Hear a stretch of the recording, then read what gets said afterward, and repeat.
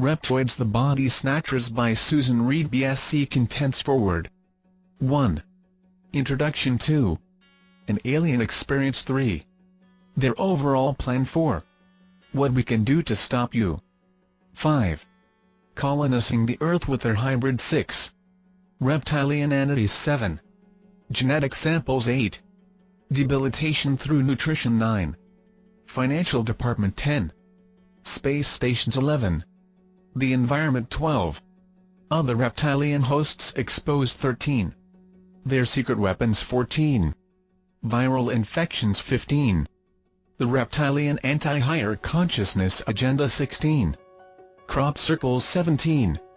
A main alien race reincarnating here. 18. The alien race known as the Nordics. 19. Rigging of juries. 20. The royal family. 21. News topics. 22. Education. 23. Control of the media. 24. Changing art. 25. Suppression of architecture. Epilogue. References. Forward. This will be my only book as long as I am left alone. Here are my 4 years' experiences. I have to write them or they will stop it by stopping me. One reptilian has already made attempts. This is why I have had to write it. The reason I wrote this book was to get rid of a reptilian entity I will call Itish. Itish was originally sent to me by the man I will call Brian. Brian is depicted on the front cover and was hosting a reptilian. Itish fell out with Brian and started working alone. I had some personal information on the reptilians that I had no intention of telling others, but the connection of Itish and his attempts to harm me, which went on for 3.5 years, meant that I had no choice but to publish the information in order to stop him. He was following a reptilian rule inappropriately. We stop people before they oppose. But I wasn't going to expose them anyway, so he was quite ridiculous to have brought this about. His characteristic of I have to win no matter what was also partly to blame. The other reason that this book was written and published is that Itish enticed the overseeing entity of John of God, psychic surgeon in Brazil, to work for him. He enticed her with reptilian secrets such as one about karma and another an alien agreement. In exchange she joined forces with him against me. At the same time she wanted to help out against the reptilians and was instrumental in producing this book. The reptilian Itish doesn't care about the reptilian organization, only himself. Chapter Index 1.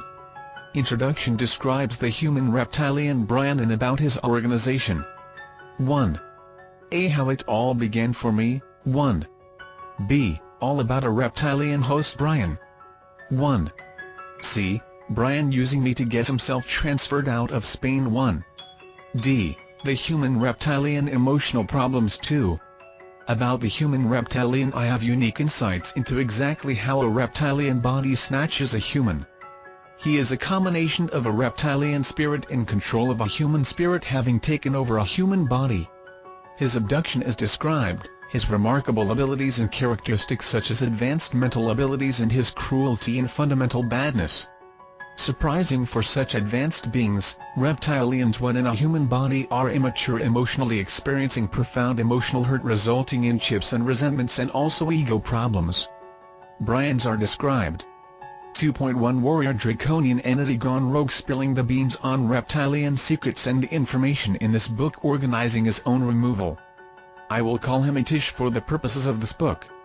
2.2 The John of God Psychic Surgery Center in Brazil. Itish recruits help from there. 2.2 A increasing world belief in spirits.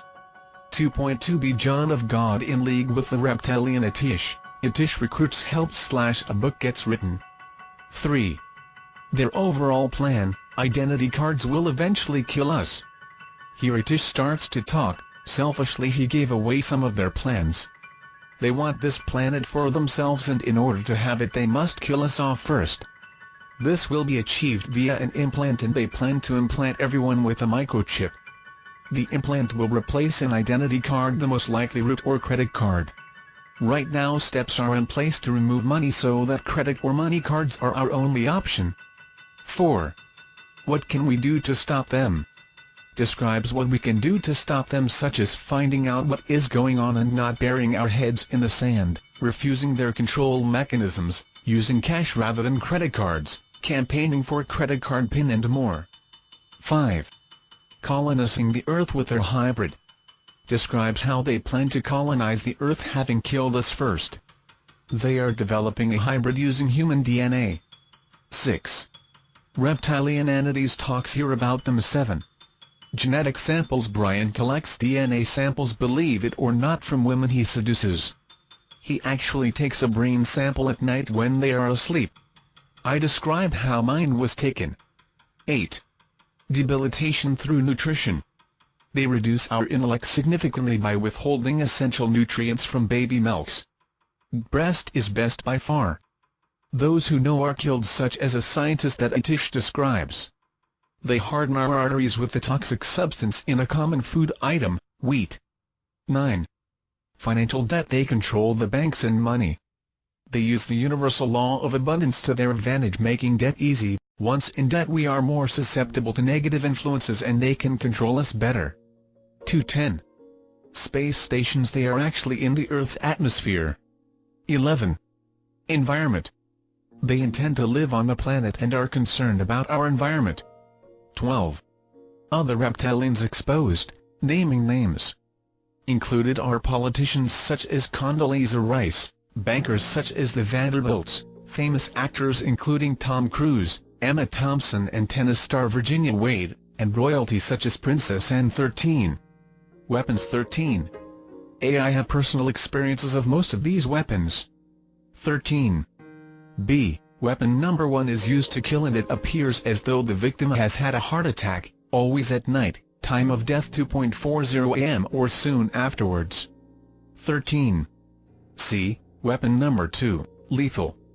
Creates a stroke. A wavelength is used that transfers chemical, creating blood clots. 13. D. Killing in groups.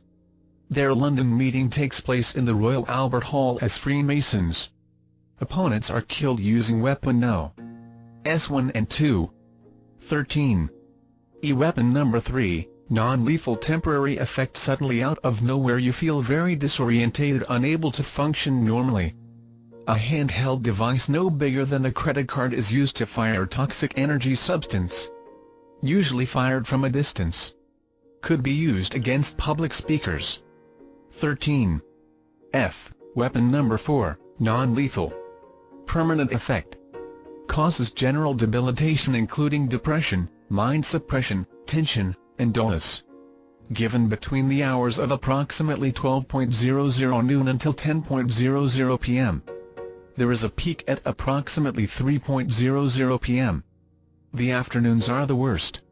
Work output is reduced. 13. G. Weapon number 4A, mass toxic energy substance put in the atmosphere to suppress us all. Sent between the hours of 12 noon until 10 p.m. approximately. 13. H. Weapon number 5, non-lethal. Permanent effect. This causes anxiety resulting from harmful vibrations given into the body and a timer is involved. There is a break between 9:00 p.m. and 5:00 am at night. 13. I. Weapon number 6, non-lethal. Temporary effect. Used at night at 2:40 am. Creates tension. 13. J. Weapon number 7, non-lethal. Permanent effect. Creates depression. Used on activists. 13. K. The source of some of their weapons is a machine attached to their space stations. 13. L. Harming using their minds. Visualizations. 13. M. Enhanced witchcraft. Black witchcraft combined with ELF radio wave enhancement. 14. Viral infections. They manufacture viral infections including shingles, and I described how I was deliberately given this by Steve. Other viruses are SARS, influenza, and HIV. 15. Anti-higher consciousness agenda. 15. A. Introduction. This is their hidden agenda. Raising our consciousness is our real purpose, which the reptilians do whatever they can to stop us achieving. As we raise our consciousness we become harder to control and we'll see what is going on. I was targeted for the contact details of a higher consciousness course I was doing called Luminescence. I am very concerned for their safety as they intend to stop this organization and have threatened to kill the founder. I also discuss how mankind's actions are helping the Reptilians take control and that changes will reduce their control. 15. B. Targeting higher consciousness organizations. Itish discusses how they are targeting Buddhism, Transcendental Meditation, Hare Krishna, and now via luminescence, but they haven't done this yet and I am trying to prevent them destroying it. If they cannot stop an organization because it is too well known, then they infiltrate the organization, kill the founder, and an example is given of the killing of the Pancham Lama. 15. C. Additional help we are getting from the higher planes to attempt to counterbalance what they are doing. We are getting a lot of help from the higher planes, such as beings the Pleiadians from the star constellation, the Pleiades. There is more light around than there has been in the recent past, but we have to access it. Luminescence uses this. 15. D. Implants to detect people of a high vibration. 3 inches ordered to detect such people. All reptilians except those who work in higher consciousness organizations have an implant. It feels like a terrible red siren is going off in their body. 15. EA prison system. They are so advanced that they have spirit technology and are using this to imprison human spirits of a high vibration after death. They are attaching nets of fifth-dimensional machinery to take spirits to their prison pending destruction. This is outlawed by the Overseeing Council of Us and the Dracos. This council is not aware that the Dracos are working on a means to destroy spirits using an explosion technique. I have this net. Although I am below their criteria, I am increasingly gathering evidence. These spirits are then stored indefinitely in a static force field next to their machines in space. This is happening worldwide and to 1 million people. It is fundamentally wrong as it leads to the destruction of the soul. It must be exposed. I have evidence. 15. F. How the Reptilians locate people and attach the net. Very simply, they use town planning for street names and house numbers, the telephone directory, websites. I provide my own experiences. The reptilian being's spirit has to be energetically present in order to attach the net. 15. G. A planned force field to trap us on the planet. The Reptilians wish to erect a force field around the Earth. This has also been called a frequency fence by the Nibiruan Council. 15. H. A reptilian secret given away by Itish on a planned force field. A secret concerning the force field and an alien race who want to prevent it has been passed on by Itish to the spirit realm. 15. Itish gives away a reptilian secret on karma. Itish, in order to prevent himself being continuously held and for his own support by the spirit realm, actually passed on a reptilian secret about karma. This was an important secret that he gave away. Apparently they are adding karma and he spilled the beans. It is unbelievable that a reptilian would squeal like this, but as he was basically ousted from the organization and from Brian, he was working for himself entirely and anything that would get himself favors if he could get himself favored by them, and would tell them anything. Very crafty to get the spirit realm thinking he is great. There was Itish freely giving away this secret as bribery to have the spirit realm do as he wanted. Here Itish explains how they work behind the scenes in our Akashic records, which is where our past lives are kept. They are able to erase our past lives to create karma. They are able to implant lives into a record that are someone else's in order to affect us negatively and create more karma. The end result of this is to prevent us raising our consciousness and be more susceptible to their harm. Itish has spilled the beans on this secret to the spirit realm quite recently for his own personal reasons. 15. J. Implants to reduce consciousness. Most of us have implants that they added 1 million years ago to reduce our consciousness. They have been around that long. 16. Crop circles. Some are real, some they fabricate. 16. A. The Roswell incident. Discusses the Roswell incident. All alien information they cover up so we will not believe it possible that an alien race is taking control of the planet. 17. Another alien race reincarnating here on Earth. Discusses how this alien race also is producing a hybrid, but they are peaceable and are helping mankind when they reincarnate as humans. They encourage environmental protection and higher consciousness. 18. The Nordics. Our ancestors bred with an alien race known as the Nordics and produced what we have today. This is covered up. 19. Rigging of juries. They sit on juries ensuring those they frame are jailed. Brian has done jury duty 3 times. 20. The royal family. 4. They are making Prince Charles unpopular through bad press in order to prevent him being king. 21. News topics. 21. A Princess Diana's death. Their point of view is put forward that Dodi was the target in order to appease a close family member. 21. B. September 11th to bring about a war with Iraq. 21. 21. C. Wars. They create wars. 21. D. BSE. They are responsible. 22. Education. They write the curriculums to suppress our minds. In England, grammar is deliberately undertaught so that we don't have the writing skills to complain. 23. Media. They use this to distract us from what they are doing. 24. Influencing art. They undermine art as it is therapeutic. A reptilian artist is described. 25. Suppressing architecture. They control architecture. Ugly square buildings that suppress us are built over circular. They would enhance us. Epilogue. We can stop them as they are working against the natural laws on Earth. Creation is easy and destruction requires effort of theirs. It is easier for us to control ourselves and harder for them to control us. This is a natural law. They have to work very hard to control us. The natural laws work against them. 1. Introduction. 20-21 Missing to a T, relishing pain. Telepathic with extraordinary mental abilities. I have seen him as a reptilian, although at the time I didn't know this is what he was. I am absolutely convinced and have lots of evidence. Not only that, but there were 2 reptilian spirits, his guides, attached to me for 3 years since getting involved with him. Now they have gone. They had been seen and identified by 20 entity removers. Here are my personal experiences of a man who is actually a reptilian. Now Brian is one of many such reptilians, and you will know the names and maybe know one personally. There are politicians and even heartthrob actors, other humans hosting reptilians. Yes, the reptilians are here and I am sorry to say doing rather well, but that can change. I'm talking here not about their physical form, an 8-foot green reptile with yellow eyes and an unpleasant smell, although they also are here and this is how they would appear elsewhere, but about their invasion in a different form.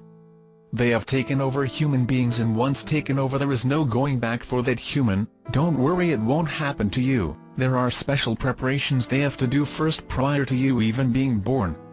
Taking over a human is the only way they can do it, as we mustn't know they exist. Secrecy is their power.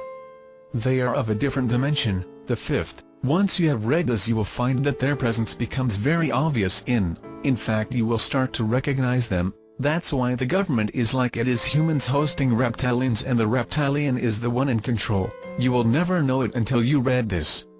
Compare my descriptions to someone you see on television.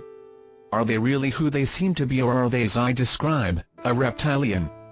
This is the body snatchers in its true sense, and you can spot them, and by doing so they can't operate in secret.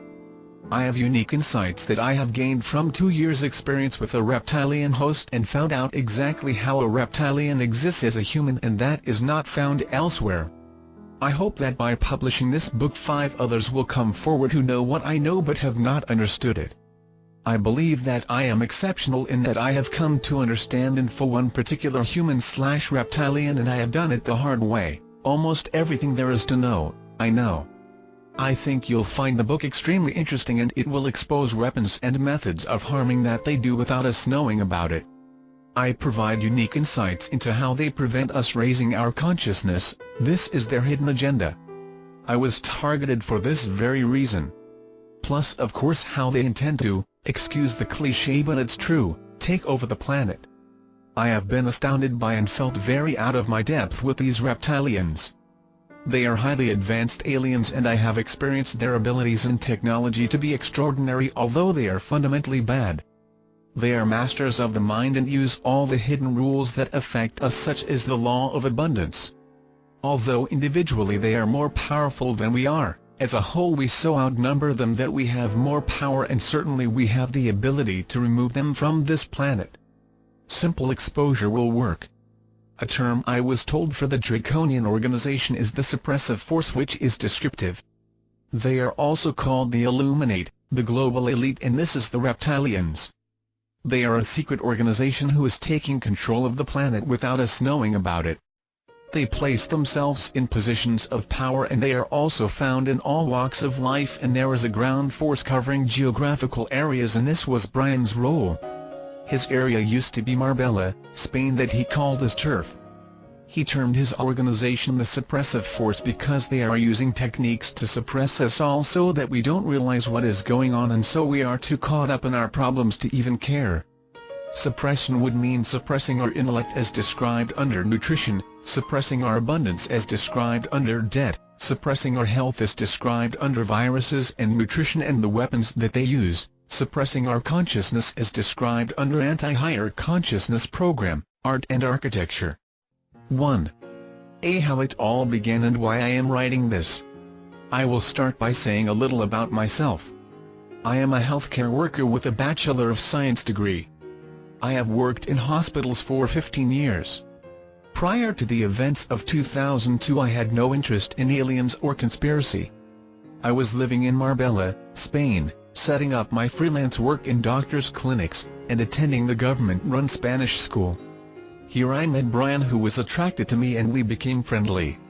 I was originally unattracted to him. He is not that good looking. I then suddenly became very attracted to him. I couldn't understand it. Later I found out that this was due to his seduction techniques that he used on me and all the other women at the school. I think his ability to attract women was unusual. However, he pretended just to be normal. There were things that really didn't fit. I will later describe these. We then dated. During our time of dating, Brian told me who he really was, that he was working for a global conspiracy. He said he thought I already knew. I had no idea at all. This was how he told me. It was 2 months after we started dating he had fallen out with me over another woman, and he actually fired one of his weapons at me. See weapon number 3. This was done at long range. This led to his cover being blown. I am a bit psychic and instantly knew that he was responsible. I confronted him. He panicked and used weapon number 1, see section 13, on me. This actually can be lethal, although Brian was 20 miles away at the time. I ended up in hospital and almost died. Brian was called and turned up at the hospital. Thinking that I was going to die, he told me everything. That he worked for a suppressive force that was a global conspiracy, and he justified it by saying that looked at from a higher perspective that is okay, and did I want to join them? No thank you. 3 neighbors had taken me to hospital and I had told them that Brian was responsible. When he found this out, and to this day I do not know how he did it, he removed the effects of the weapon. It was drawn out of my body. I have always admired him for saving me, although his motives were keeping himself out of jail. Well, I actually know that it was one of his guides who told him to remove the weapon, who I thank very much. We continued to see each other. I am not great at picking men. Unpleasant mistreatment is the norm for me, although he had great charm and many seduction techniques. 6. I later found out that the real reason that Brian had been dating me was to find out about luminescence, a higher consciousness course I was doing that was fairly new and unknown to the Reptilians. See later my section on anti-higher consciousness. I left Spain after that and stayed in England. Then after a couple of weeks an attempt was made on my life. It was using a combination of enhanced witchcraft and weapons number 1. I'd fled to Finland. At this time, as well as trying this, Brian attached weapon number 4 and the horrendous prison system. This was before he made an attempt on my life. I managed to survive it all right. Unfortunately, the cords that are described in the prison system still remain with me and can be seen as red cords. I later made it up with Brian, believe it or not. I have a tendency to attract unpleasant men, and we dated on and off for a year. I did not want to go public with this information, but as I said in the prologue, I have absolutely no choice. Once you know something, they will try and stop you exposing it. I obviously had no intention of writing this book, but one of his draconian entities remained connected to me for 3 years. Using their rule, we stopped those before they expose inappropriately forcing me into this action. This was actually all his own doing. He's gone now at last, but I had to publish the book to get rid of him. Once it was published, he had nothing to stop, so he absolutely caused this book. Silly, he should be kicked out of the organization.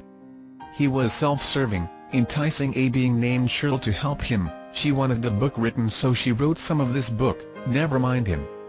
Brian was not the one causing this book. He doesn't want it written. Look again at the prologue, please. I have a will with everything in, and this book will be increased in circulation if I need to use my will. However, the cause of my death will have been the John of God Psychic Surgery Center. And I must make it very clear that I would never in a million years commit suicide. I don't believe in it. I am also in very good health and am young. 1. B. All about a reptilian host, Brian. He lives a facade.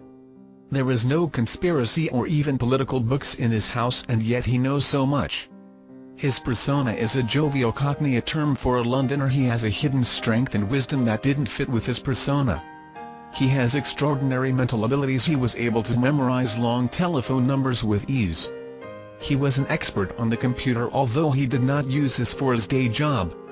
His thoughts are stronger and clearer than other people's, and I was able to pick up his thoughts, although I am not telepathic. He even used advanced mental processes to seduce women. I know because he used them on me. Other women have had similar experiences with these reptilian hosts who are collecting DNA samples by having sex. I met one such woman. His abilities extended to such things as remote viewing, astral projection and mind scanning. All these abilities he disguised, even the way he spoke, which would change remarkably when he spoke to work colleagues. Basically, he was trying to disguise who he was so no one would know who he really was. He is extremely knowledgeable on all subjects, funny because he was uneducated. His eyes have a steeliness about them that was unexpected. Their steely eyes are quite a giveaway. One woman described to me eyes like one tombstones. He avoids talking about himself, and when he does it was always positive. He knew that what we say affects our lives. If we talk positively, it brings about positive things. He was paranoid about other people being psychic. I know he was frightened that they would discover who he was. My friend had a particularly hard time from him, for she was a little psychic. This is how I discovered what Brian really is. He isn't just human, he isn't just reptilian, he has two sides to him. This is what happened. Now I had my suspicions that he was more than human. The telepathy, the weapons, and the information he knew. But I was taken aback when I was visited by an alien being who chilled me to the bone. This is how it looked. It was transparent, only energy. It had circular patterns like florets repeated through most of its body. A head was visible, and there were hands or something that manipulated tools. I was terrified. There was an evil chill to this being. However, it had a high vibration as 7, though it should be good and loving. This was confusing. They are high, these aliens. It had a large body, and the whole room seemed filled with it. It talked to me in Brian's voice, but in a more chilling way. It somehow made me feel that I had no power to prevent it harming me. Extraordinarily, there was a two-way conversation between this alien and the human host Brian in Spain, and the two Brians were talking in the same voice. This was evidence that there are two beings in one body. Orders were given by the host. Can make sense of this. This was conducted telepathically. Let me now say what else I discovered about Brian and how I drew my conclusions. Prior to having met Brian's reptilian being, I had an experience with Brian's human spirit. He actually astral projected right into my body. He did this twice. I was in another country at the time, and he came over via astral projection. Now I am normally an ashy person with strangers, but with Brian in my body I started to smile at everybody, as Brian does when in the right mood. Everybody was included, and I felt I had a great power to attract. He also spoke with me telepathically in Brian's usual voice. This was, I must say, quite a pleasant experience overall. I actually felt enhanced by Brian's astral projection. However, he played mind games to display his superior mind and harass me. I have concluded because of these experiences that Brian is a combination of a reptilian spirit controlling a human spirit in a single human body, and Brian has described this. They have body snatched a human but they keep the human spirit there. A worker in the Dulce underground base named Thomas Ford confirms this when he states they know how to separate the bioplasmic body from the physical body to place an alien entity life force matrix within a human body after removing the soul life force matrix of the human. The life force matrix would, I assume, be the spirit. I also have evidence that the reptilian and human spirits are technically joined at the mental level. Brian has in fact told me after the event I'm the reptilian and I just use him the human. I ain't no human. Well, he's part of me, but he ain't me, you know what I mean, and they don't exactly coexist. It's more like the alien has overwhelmed the human, the reptilian is now in the driver's seat. And by this I assume he means the mind of the reptilian is in control. I deduce that the human spirit is needed to coordinating the body, which the reptilian can do. How can this be possible? With spirit technology which they have. He tells me that the alien hijacked his human body when he was about 20 and prior to that he had been abducted when he was a teenager, and describes it as follows: I've been their spaceship in person to have a few things tampered with. They hauled me up in some sort of beam. It stunk. They made sure I could breathe. It was a bit of a weird experience for me. I'd been a normal geezer and then there I was. It reeked.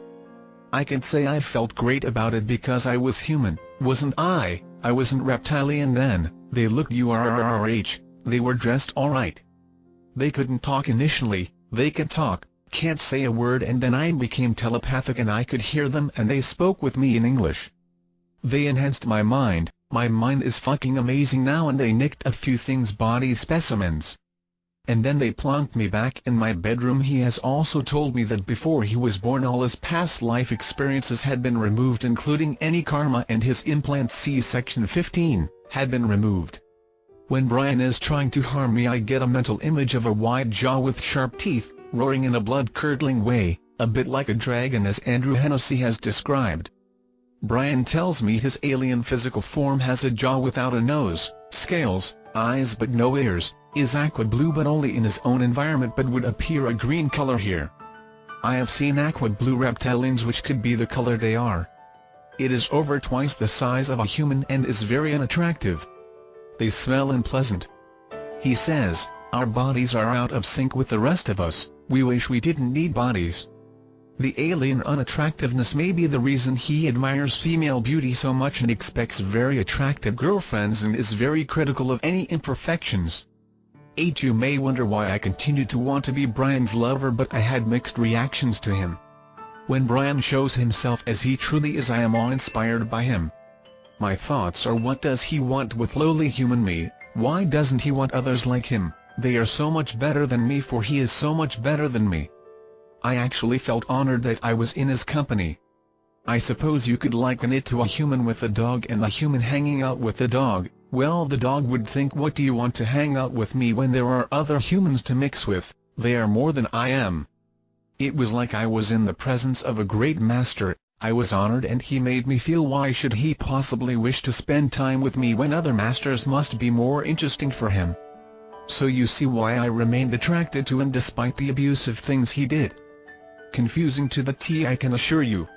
I have always admired him. The combination of the reptilian and human host results in a person who I found to be both extremely harmful and a little helpful, with a desire to harm and help, but mainly to harm. I was harmed and also given a little help, although he tells me that I wasn't really helped, I just thought I was. He tells me that he does occasionally experience wanting to help those he harms, however the alien desire to harm overrides this, and that he would rephrase desire to harm into a mission to harm in order to keep you all fucking down. They actually are very helpful, but they don't want to help humans. He seems to be a combination of the reptilian qualities of cruelty, evilness, extraordinary mental abilities, and human qualities of an undebilitated soul of kindness, helpfulness and joyfulness. So there is a Jekyll and Hyde scenario. However, the human, stripped of all its past life experiences, is immature, it too acts badly, knowing no better, and the reptilian can deal with the emotions. He is extremely cruel, and evidence I have is his cruelty towards me. We were going out and he kept me subjected to some of the weapons see later when he could have so easily stopped them. I accepted this behavior, a flaw in myself. I have now realized the error of my ways. He openly displayed animal cruelty, cutting his duck's neck with a blunt knife and watched it slowly bleed to death for all to see. I am an animal lover and did what I could to help the duck. He didn't even realize that it was inappropriate. He has amazing success with women. Remarkable considering he is not a good-looking man, or powerful, nor rich. He admires female beauty very much and his expectations in this area go far beyond his own attractiveness, and yet all his girlfriends are very attractive. I was astonished.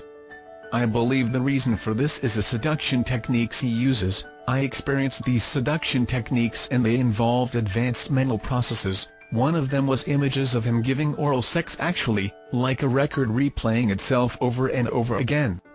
I suddenly became very attracted to him, and yet I was always tense around him. His womanizing was rampant, above anything or anyone else I knew had ever experienced before, and his interests were only there until the women stayed the night, and once this was achieved he completely lost interest. And it wasn't just the sex, because sex during the day would be pursued further. It was actually the collection of DNA samples. This was one of his duties, the collection of DNA samples when the woman was asleep. Mine were taken along with many of the women I knew. I met a woman in California who had been involved with a man just like Brian. She was scared of him. He was a rampant womanizer, but gay with tomb-like eyes and psychic attack. They must be operating worldwide. Once his initial seduction ends, I found him to be negative about humanity. He hated the Spanish. He would constantly pull me down with phrases such as "you're hopeless." I was never any good at anything. He became a bully, unpleasant and critical, and yet my attraction persisted. He wasn't actually very nice but put on an act. In conclusion, Brian had characteristics that are compatible with humans. These are helpfulness, intelligence and rational thinking, a high vibration, wisdom. These are very attractive qualities, and I was very attracted to him, and all people will find this attractive. This is where it ends. The rest of Brian's character are completely incompatible with humans and are so destructive that any human should not get near any of these reptilians. There is their evil nature, and there is no changing it. They are the most evil beings imaginable, and they won't think twice about treating anyone in the most evil way. They may help them too, and this is so confusing. Humans and reptilians do not mix. Humans are not equipped to handle their evil power. They are so evil that they will relish anyone's pain, and would inflict it if they could. It's like a thrill to them. Pain, and the worse it gets, the more thrills they get. They're like the eye of a whirlpool of evil, the power at the center that is pungent with evil. Like the eye of a hurricane, but the eye is the power point. They are what the Bible describes as Satan. The worst horror film would not succeed in getting across the intensity of evil that is them. We are their enemy, and as such we are to be destroyed. No matter what help they appear to give, all they desire is our destruction. Brian once said to me that he hated all humans, as that is how reptilians see us. I believe that those people who have had positive experiences with reptilians have only dealt with a small portion that we are compatible with. See picture. Diagram of the characteristics of a reptilian. Humans are compatible with their helpful portion, incompatible with their evil portion. They may have been useful to the reptilian, and because of this use the reptilian has not shown its evil parts to this person. We must understand reptilians are not to be known. They are not part of our interaction that we as humans desire for growth. We mess with reptilians and we end up destroyed. They are not us and not anything we need to understand. Brian's team. Brian did not work alone and had a team of 5 reptilian entities working with him. These entities were of varying development, and the more developed they were the more helpful they were, the Draco being the highest and the most helpful one. See, Brian using me to get himself transferred out of Spain. Brian hated Spain. He had been positioned there not by his own choosing. He was always complaining about Spain, how he hated the climate. He liked rain and it was a sunny climate. He didn't like the sea, it was a coastal resort, and he hated the Spanish. It seemed very strange that he was living there. Also, he couldn't get his work off the ground, the day job that the organization made him do for his cover. He would always talk about Germany and how much he liked it. Funny why he wasn't there, but I was used and he got there. He 10 was transferred as a direct result of something he made me do. He actually made me write a newspaper article about him for the local press. In fact, in his own words he said, "If you write an article for the press, I'll leave you alone." I had left Spain and had no intention of coming back, and for this reason I suppose he had to come up with another way for me to be a threat to him in his job in Spain, totally unfair on me. This was how he managed to do it. I had been living with Brian for a few weeks, we were trying to get along again, and Brian ended it and turned on me. I instantly left Spain, but Brian pursued me out of Spain using a Reptilian colleague in Lyon. Then out of a job in Rochfield, England, again using a colleague there. I had not told a soul about Brian for 18 months, nor had I any intention of doing so. I knew I could stop him by going public, but I didn't want to do it. Instead I just kept avoiding him by moving at considerable cost to myself. I had pleaded with him on the phone, he wouldn't stop. But he told me how to stop him: write an article for the Marbella Press and that will stop me. This may seem surprising, but Brian knew that this would get himself transferred out of Spain. I didn't want to do it. I sought refuge in America, and he even got a colleague near Middletown, California to find me and then try and harm me. I had nowhere else to go, and backed in a corner I did what he said and the article was written. I emailed him offering it to him for being left alone. He wouldn't, and told me again the press needed to publish the article and let him know how I got on. So I sent it off to the press, told him, and then he left me alone. He was transferred directly as a result of this. He had obviously used my article to justify him leaving Spain. I do not know where he is now. I was not even going to go back to Spain, so I suppose he had come up with another way of me being a sufficient threat that he would get transferred. 1. D. The human reptilian emotional problems. Reptilians are aliens with no emotions and experience difficulties in this area when they take over a human. This is particularly the case to novice reptilian hosts such as Brian, who is not even a Draco. Dracos are their superiors. He has described himself as an emotional toddler. He was very immature and he had developed a large emotional chip on his shoulder which others commented about.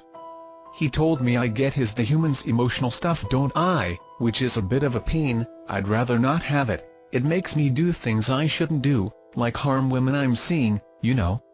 He has an enormous ego. He told me, I've got an ego and it gets in my way.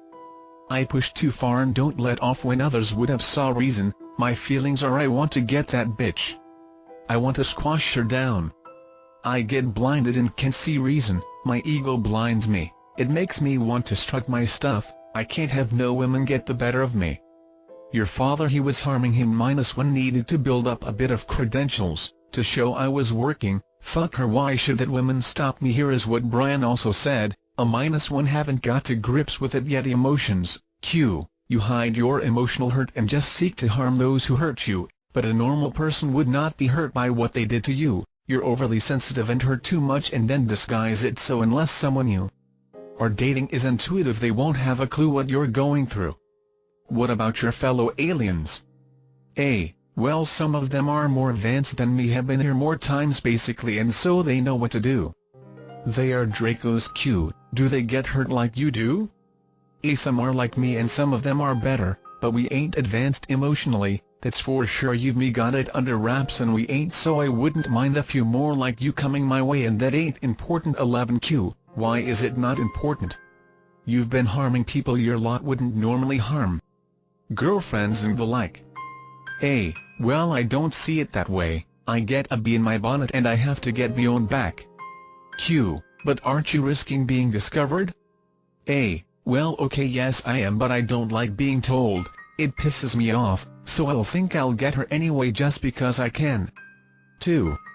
An alien experience. How Brian's reptilian side harms. This is how I discovered how Brian attaches implants and weapons. I was in my home. I had come to an agreement with Brian and we were friends. I had not expected any harm from him at all. I was alone and it was evening. It turned out that the draconian entity C-Section 6 had lied as usual to Brian, telling him that I was about to run away from him to another country. This was not true but had angered Brian, working as usual on Brian's love life hurt.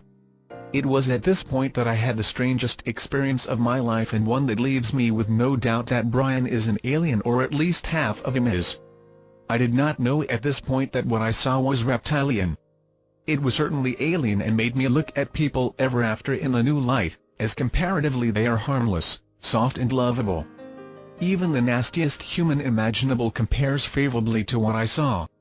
It was in the evening around 8:00 p.m. when Brian's reptilian being entered my living room as I have described earlier. It began to try and attach a weapon to me. Its head was focusing on what it was doing, and I could almost make out what may have been hands trying to make the attachments. There was no pain involved but a definite physical sensation at the points it was working at. It somehow made me feel that I had no power to prevent it harming me.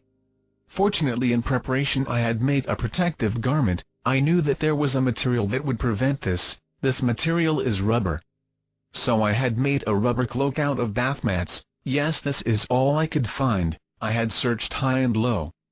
I flung it around me, my head I protected and my upper body. This was all. I lay on my bed clutching it to me. I had planned to travel to Spain to see Brian the next morning. I told this being, Brian, and he did not believe me. He thought I was leaving him. As I said before, the entity had lied to him. Even now Brian wouldn't believe what I said. The entity really is extremely deceptive. I lay on my bed and he tried to make me move by stimulating my bladder. He took pleasure in my distress. I tried not to be afraid, as I felt this only encouraged him to do worse things. Eventually I had to go to the toilet. I was so quick he didn't catch me. I then ran into the living room and lay on the floor. He was on me again behind my head, and I tightened the cloak around my head, making a breathing hole. I could still hardly breathe and had to keep coming up for air, very, very quickly, gasping for breath. He started to find ways in. There was a tickling sensation beginning at a gap in the rubber, and then it would trickle down to my shoulders, constantly trying to get to my shoulders. How could it do this? The gap was minute. What was he using? It seemed to be able to find my body and rain like water through holes. It was a slow movement, like he was manipulating it. I kept moving the gaps in the cloak and it would stop, cutting off his access. This we kept doing for hours, all night. I lay deathly still, and I had to stay like this, as I knew the consequences of his implants were not anything I wanted. I opened the cloak and gasped for air at frequent intervals. I tried to meditate and keep the fear at bay. Panic would make me need more oxygen. At about 3:00 am something happened that made me understand more about Brian. Brian, as this reptilian being, started to talk to the host Brian in Spain. It showed that there were two beings in one body, and one of them was with me and one of them was in Spain. Human host Brian was apparently up, and he had something 12 inches stored for me. He used one of his weapons on me that I had received many times before. I am unsure as to what it is. See, weapons. It felt like a very tense energy that was sent to my abdominal area. It continued for about 30 minutes. It went directly around my body and somehow got under the cloak. I knew from previous experience that this weapon will dissipate and the effects wear off. This time the rubber prevented this happening and I became tense. Nevertheless, I didn't move. This was actually really strange, having two Brians doing different things. Then the doorbell rang at 5:00 am for my flight to Spain. I had to let it go. The taxi rang again and again, obviously thinking I had overslept. It tore me in two to let him down. I am very conscientious. Rigidly Brian remained fixed on implanting me. This came about because he has to win, a characteristic they all have. He had to harm me. It didn't matter what I said or how long he had to wait. He was with me 9 hours, constantly attempting to harm me. It got to the point that I was suffocating and had to slow down my breathing in order to not have to move. Brian became different in this situation. A side of him came forward and it scared me and made me feel as though I would never succeed, he would always win. I wonder if this is some mind technique he was using as well. I started to realize that I needed to appear the looser. I am not good at this. I didn't succeed. He was unbending and unlike anybody I had met, alien that's for sure. I believe they are warriors and this have-to-win trait helps them win over others who are less intent on winning. They will harm themselves if it means they win. Brian has demonstrated this trait throughout his attempts to harm me. Rationality, and they are normally extremely rational, goes out the window.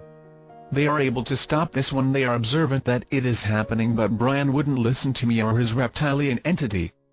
They are prepared to harm their organization in order to win hands down over me. As they get more superior within the organization, they lose this and act purely rational. Brian had actually set himself a time limit, but this didn't matter. It passed and I prayed that he would leave. I was out of luck, and yet again he spoke with human Brian in Spain. He wanted to know whether he could keep at it, and human Brian allowed him to. I could hear the conversation they had. How could there be two Brians, and why was the one in Brian's human body in charge? I was dismayed. He wasn't going to go. It was now 7:00 m. I had been lying absolutely still, hardly able to breathe for 10 hours. I couldn't do it anymore and I decided to run. I had an idea, and what I had learned is that this being cannot see physical things, only energy. He sees what I see in my mind. I started to move and yet pretended I was still. It worked. He didn't notice. I then ran down the stairs, grabbing my already packed suitcase and out the door while pretending I was still lying down. He didn't know what I was doing. I ran to a taxi and straight to the airport and took the next flight out. I had left my house in a state and a viewing was booked the next day. As it was on the market, I didn't care. I didn't go back to my flat ever. I was very upset about being forced out of my home. I've concluded that the reptilian being actually comes over to the person and actually attaches the weapons or cords. The reptilian can travel vast distances such as Spain to England to do this, however there is a distance so far beyond that they can't reach you. At one point I believe Brian the host was asleep when the reptilian visited, so it seems that the reptilian doesn't need to sleep and can leave Brian's body during the sleeping hours. 2.1 Warrior Draconian gone rogue, spilling the beans on the reptilian organization's secrets and on the information in this book. Here are my personal experiences, and I was very much cheated and therefore I am writing this. For 2 years I had reptilian entities attached. A male and a female. I will name the male entity Atish for the purposes of this book, although this is not actually his name. I also refer to him as the rogue reptilian. I only found out about the female via Atish. They had been sent by Brian on his orders. They were initially fooling me into thinking they were helping. I wanted them there, they were my helpers. I believe they were against Brian when all along they had been giving him my location. They were there as spies, like I'd been bugged. Brian always happened to know my location and I had no idea how. So for 2 years I accepted these entities, not realizing that I could remove them. I hadn't known that Atish had been creating the conflict Brian had with me. He had been lying in order to turn Brian against me, playing on Brian's emotional hurts, and there were many. He is the only reason I fell out with Brian. What I learned from the reptilian entity was far more than I should have done. He gave much away. Here are some of the things. He is a large entity and attaches at the back. Used to be in the reptilian army. Now a helper of Brian. Same rank as Brian and therefore giving away that Brian is also part of the reptilian army. Exposed his female reptilian companion and Brian, and now both of them rejected him. So he is now enemies with Brian. Enjoys harming humans. Seeks power and too much for his rank. Feels superior to humans, hates all humans. Branton describes a worker in Area 51 talking about a reptilian they had to kill. Reptilians hate humankind with a passion. They only want to see humankind dead. The hatred these beings have towards humans is incredible, and they will do anything to destroy the human. Held in captivity, they will take every possible advantage to kill a human, therefore they had to kill it. This describes this reptilian entity exactly. Breaks agreements and less future consequences to himself. His presence goes unnoticed when under orders and is not unpleasant. He fed back information to Brian such as my address. Has a have-to-win trait even if cuts off his nose to spite his face. This would help as a soldier but could also be a flaw as not rational. He is a liability to his organization, works for himself only. Now his has-to-win characteristic has meant that he has actually exposed reptilian information to win himself, not only to me but to the spirit realm. Breaks agreements and less future consequences to himself as he broke his agreement with me. Hence this book mentally works very differently to humans. He plans A, B and C all going fully at the same time, predicting future probabilities, extremely clever. Works on logic but has to win characteristic makes him illogical. Was a physical reptilian 3,000 years ago in China as part of the army. Experimented on humans, including sex for genetic research. Had a slave girl who would go out find humans for their experiments. They were masquerading as gods. This is a past life of his that has been found to be implanted in my etheric body. Looks up to winged dragons and would want to be likened to a dragon. I assume therefore they are his superiors. Thinks he is one. Says he is expecting a reward from the reptilians of a hybrid body when they first colonized the earth, has described this to me. He said he would be the first lot there. 14 His attitude changed when one was staying in a community. He had decided that he wanted to no longer be attached to me and he had a plan that would mean he would leave me. It involved me contacting the reptilian organization. I knew someone else who was a reptilian host and I wanted to contact him for help from the bullies of Brian and this reptilian. I wasn't safe to do so. I had entities but the reptilian knew how I could do it. I had to make myself safe by getting the community to have believe my experiences, and so if I was harmed and had described it before they would fully believe it. I had to write a book and tell the community I was writing a book on reptilians and give them information on Brian and tell as many people as I possibly could. He pushed me into doing it and I was successful. I hated it. Brian was kept completely in the dark. But I ran out of time and had to leave early. But the book began then and all these conversations are Itish working on favors for his removal. I'll give you information if you help me get removed. I only work for myself and as long as I am in power 1C don't care what information I have to give out to get others to help me against Brian who rogue reptilian hate. Organizing his own removal and exposing Brian. This is how Itish organized his own removal. Out of the blue he went what I would call rogue. He had stopped following orders and now had his own agenda to get himself removed. The worm had turned against Brian. He had decided that he'd had enough. He became like a gremlin making me hate his presence. He told me what to do to remove them and organized it. I went along with it, promised a complete freedom from him. At the same time he turned against Brian. I couldn't believe it. He wanted me to tell others about Brian, to expose Brian, but I wouldn't do it. He also told me about the reptilian organization's rules for conduct. I contacted Brian about what was going on and it wasn't him was the response. The entity organized me seeing many entity removers. He told me exactly what to do, to communicate with a large number of entity removers at exactly the same time. This was his technique of powering the request by all reading it at the same time. He was also using the reptilian method of throwing the net far and wide, having many possibilities. He made me see a lot of entity removers. He certainly insisted. They all saw the entities and most identified them as alien, many as reptilian or Nephilim, a biblical term. He was very forthcoming, saying that he was a reptilian, that he hated Brian and that Brian was a human reptilian and has sent him.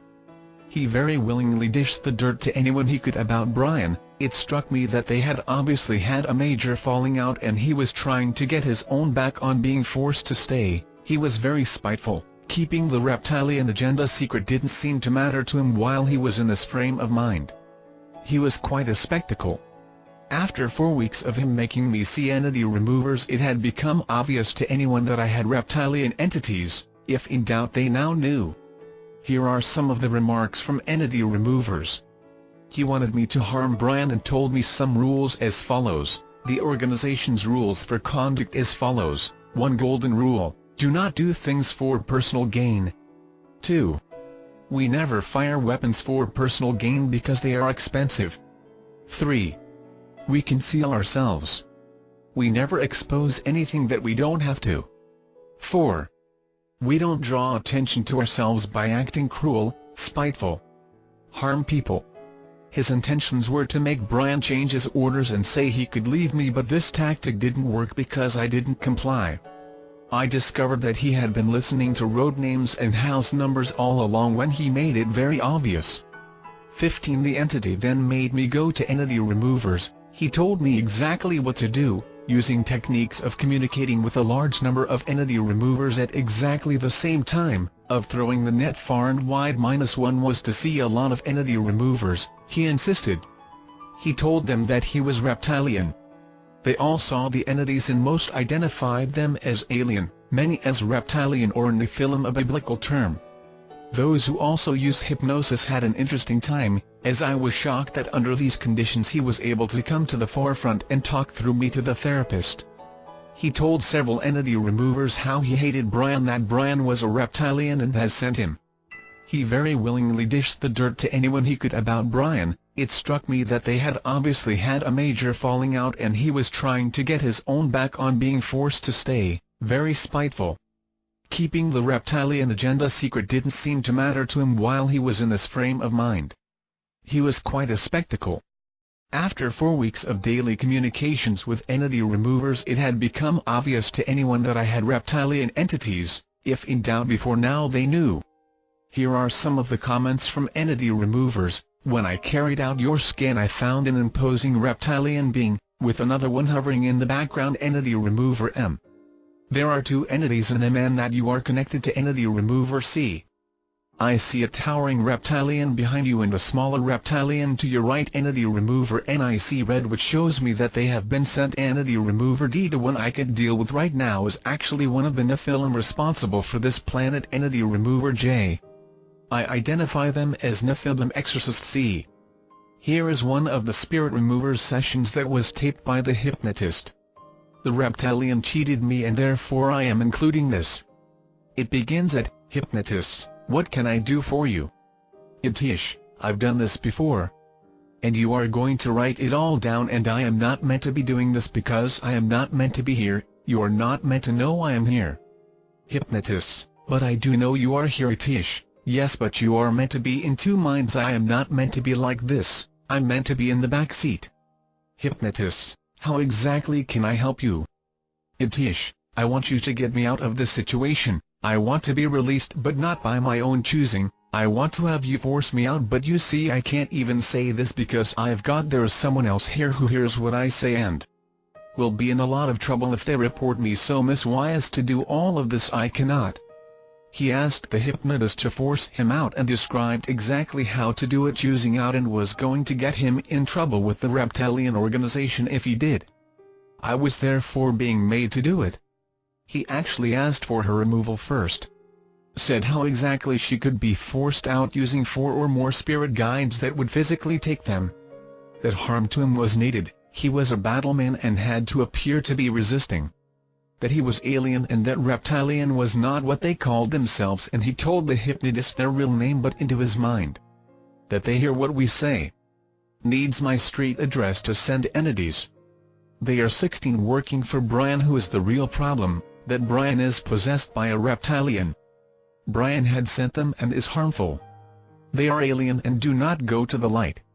I had not known there was a female until this time. She disagreed with his decision to leave me because Brian had ordered them to stay and they were subservient to him.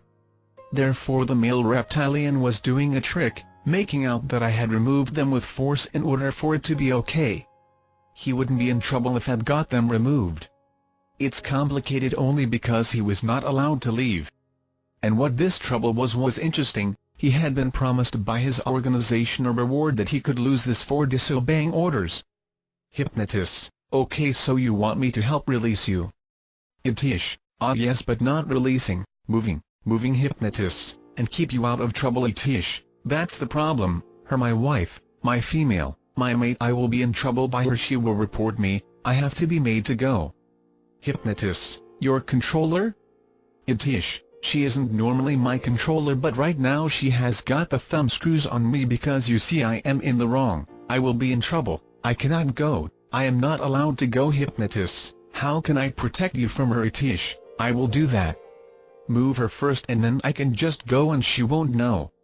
We just have to be removed. It's no big deal. It's so easy, so sort of easy, and yet somehow it seems to be so hard to do.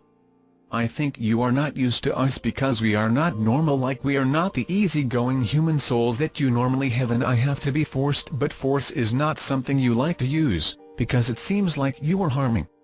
Hypnotists, you make false assumptions about me. Etish, I am assuming you were like the others he had made me see about 15 entity removers previously. Hypnotists, we think we are dealing with earthbound. Etish, they treat me as though I am earthbound, they treat me as though I want the light, I want to go and do, but not there.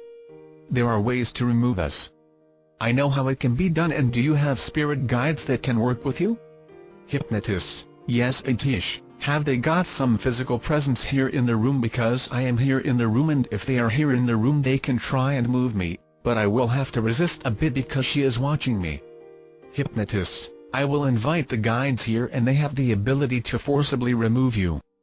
Etish, oh, that will be so good. Hypnotists, are you a captive? Etish, I'm not captive, I am here by my own free choosing, but I have chosen to stay. That is the 17th truth. Hypnotist, shall I now release you? Etish, well, your spirit guides will release me. You cannot in yourself, but your spirit guides can, but there have to be more than one or two, more than that. I'm a large I'm large and I'm hefty, and I have to be forced, but they have to be strong, they have to be more in number than one or two. Hypnotists, I am inviting the guides here who know how to do large entities. I am inviting them to take no action against you that will harm you. Etish, oh no, I must be harmed. I am a battle man, you see, harm is no harm at all to me. I have to resist a bit, and otherwise if they do not try and harm me they cannot get rid of me. Hypnotists, I understand. Hypnotists, before I instruct them to remove you I need to know what you are and where you're from. Etish, I am not human. Hypnotists, I can't hear you. He was now whispering so that the female reptilian would not hear what he said. These entities can actually hear what their victim verbally says. Just like is the case for spirit guides. I had wondered why it was not until I spoke of my address that Brian knew where I was. Well, as soon as it was overheard it was passed on. Etish, I am not allowed to say these things, you see. Hypnotists, as a species, what do you call yourself? Etish, I can tell you, but Miss Y must not know these things. She has a name and that name must stay with her. I mustn't tell her the name I had was Reptilian. Etish, I can tell you into your mind. Pause as he tells him.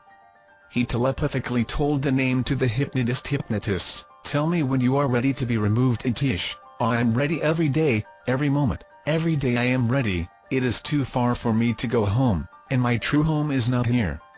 I will tell you something about my home. Hypnotist, please. Etish, okay, I'll tell you now, I just don't want her to hear. She's a reptile, but that's only a name we use. It's not our real identity, it's just a name that you think we are. I later found out they are called Draconian, which is their name for what we term reptilian. Hypnotists, can you speak louder? Etish, then I am more limited in what I can say, you see. I am overheard. Hypnotists, that's okay. 18 Etish, please accept that I will not be saying everything that you want me to say if I say it out loud. Perhaps you can come a little closer maybe, or I can whisper louder. Whispering is better for me because it is overheard. There is a female here. Hypnotists, okay. Etish, if she is gone I can just leave. She cannot tell. She's weaker than I am, she's easier to remove because she is smaller. His plan became the removal of the smaller female in order to free him to leave. The female was actually the nicer of the two. Hypnotists, I will ask the guides to remove her. Etish, she has been removed before. 3 spirit guides removed her and she was gone completely, and if that was done then I could go. She came back only after a few days and Miss Y went back to where she was living. If she doesn't go back to where she knows then we cannot find her again. We have to find her via address. We find her via her house address and Brian finds her for us. We are operated by a human and he's not a human, he's the problem. Brian, do you hear what I say? Hypnotists, yes. Etish, because I can say more this way. You can hear me. I can say, you see, I have been sent here. And he's a human, but he's not really human, you see, because he's possessed. Brian is a reptilian as you think of reptilians. He's harmful and sent me, and he sent her too. And the hypnotists, I invite the guides to remove these 2 entities. Etish, I want to say one thing. Can you ask them to remove her first, then we know where we stand. Can they try her first? Hypnotist: are you aware of her presence? Itish: yes, she is here, she is like I am. She is not connected to Miss Y, she does not have the physical connection that I have with Miss Y. I didn't even know she was there until he told me. Hypnotist: I invite the guides to remove this female entity. Itish: I would love it. Can you just ask them to physically force her out of Miss Yes energy? Hypnotist: the risk we run is if she is simply forced out, she will remain hovering around Itish. They may restrain her for some time until Miss Y has left here. She will not know where Miss Y has gone, but Miss Y will have to move. Hypnotist: she is to be prevented from causing harm and interfering with people who have free will. Itish: she won't do that, she is basically Brian's helper, she helps him, and she does not 19 normally attach to people. He is using us in a role that we were not intended for. This is why I am not happy doing it. He is using us. We are not meant to be doing this, we are helpers, not this. She will not attach to anyone unless he tells her to. They are the equivalent of spirit guides, as human have human spirit guides. Brian had reptilian spirit guides. Hypnotists: it occurs to me that there are several of you that have been coerced into doing something that you really don't want to do. Itish: yes, there are 2 of us. There were more, there have been 3, there have been 4. Miss Y once had 4 or 5 of us, but now there are just 2, which is better because that way we can be removed easier, but MRX will send more if he gets a chance. I know he will. I had been unsure of the number of reptilians I once had. Hypnotists: so what would happen if the entity, the reptilian that controls Brian, were to be neutralized? Itish: if Brian were out of a picture? That is something that you or me can't do, I'm afraid. I would love to stop him. Well, he is a powerful man. He is not around anyway. Miss Y does not know where he is. He is out of the picture. This session was unsuccessful and the entities were not removed. However, with the method of removing them explained here, I went on to remove them with a different entity remover who in fact used 6 spirits to move them. As had told me, using several spirit guides to force them out, a way that works, simpler than I thought. There are lots of mediums that have access to spirit guides and who could be used for this purpose. Reptilians do not act like earthbound spirits and cannot be removed without force. I hope it helps others with reptilian entities. I was pleased that he instructed me on this and organized it. However, he cheated me, staying connected after his removal. He was held and still stayed connected. He had promised me complete freedom from entities. I did as he asked and he lied. He was hiding from Brian. For the next year he maintained a connection with me by using a spirit helper named Cheryl, who was in fact an angel. Brian had first used her. The ridiculous thing was that Cheryl would work against the reptilians and the reptilian entity would condone it all. Cheryl wrote much information, would force me into emailing people about what I knew. He didn't care just so long as he believed he could lie himself into a reward from his organization at the end, putting the blame onto Brian for anything exposed. Later he got into his head that I was going to have to complete a book and started using the reptilian tactic of we stop those before they expose. He became greatly harassing Aid. I was forced to complete a book just so he didn't have anything to stop, a book I had no intention of ever writing before. So his inappropriate use of the we stop those before they expose rule brought about the book. As I will say many times, he is a complete liability. As I said, he was removed from me. He was held for 2 years by the spirit realm. He was very worried about being held for 50 years, and in order to stop this and for his own lust for power, he gave the spirit realm the reptilian secrets I heard on Karma, and I was told he gave a secret away on how they are breaking an agreement with an alien race and others probably that I didn't hear of. He doesn't care less about his organization, has been ousted, and wants the human spirit realm to support them. He gets carried away with his have-to-win characteristic that it becomes a great flaw for his organization. Anyone that will support them gets given information. 22.2 John of God Healing and Psychic Surgery Center in Brazil. I went on a 2-week healing tour to this center. Itish at this point was being held in the spirit realm. Obviously he was in hiding from the organization. Rather than healing me, an entity from the center attached to me on my way home. This entity's name was Mary Magdalene and was the overseeing entity of the center. She had a powerful presence and believed I had discovered a secret of theirs. Disgracefully, rather than healing me, Mary Magdalene was enticed by the Reptilian to work for him. He would give away Reptilian secrets and information to her in exchange. They made plans together to get Brian in trouble, with lies that would blame Brian for what the Reptilian entity had caused. She, at the same time as working for him, was working against the Reptilian organization and caused this book. Lies were going to be told. The Reptilian entity had caused a secret about karma to be discovered by the spirit realm, but they were going to blame Brian.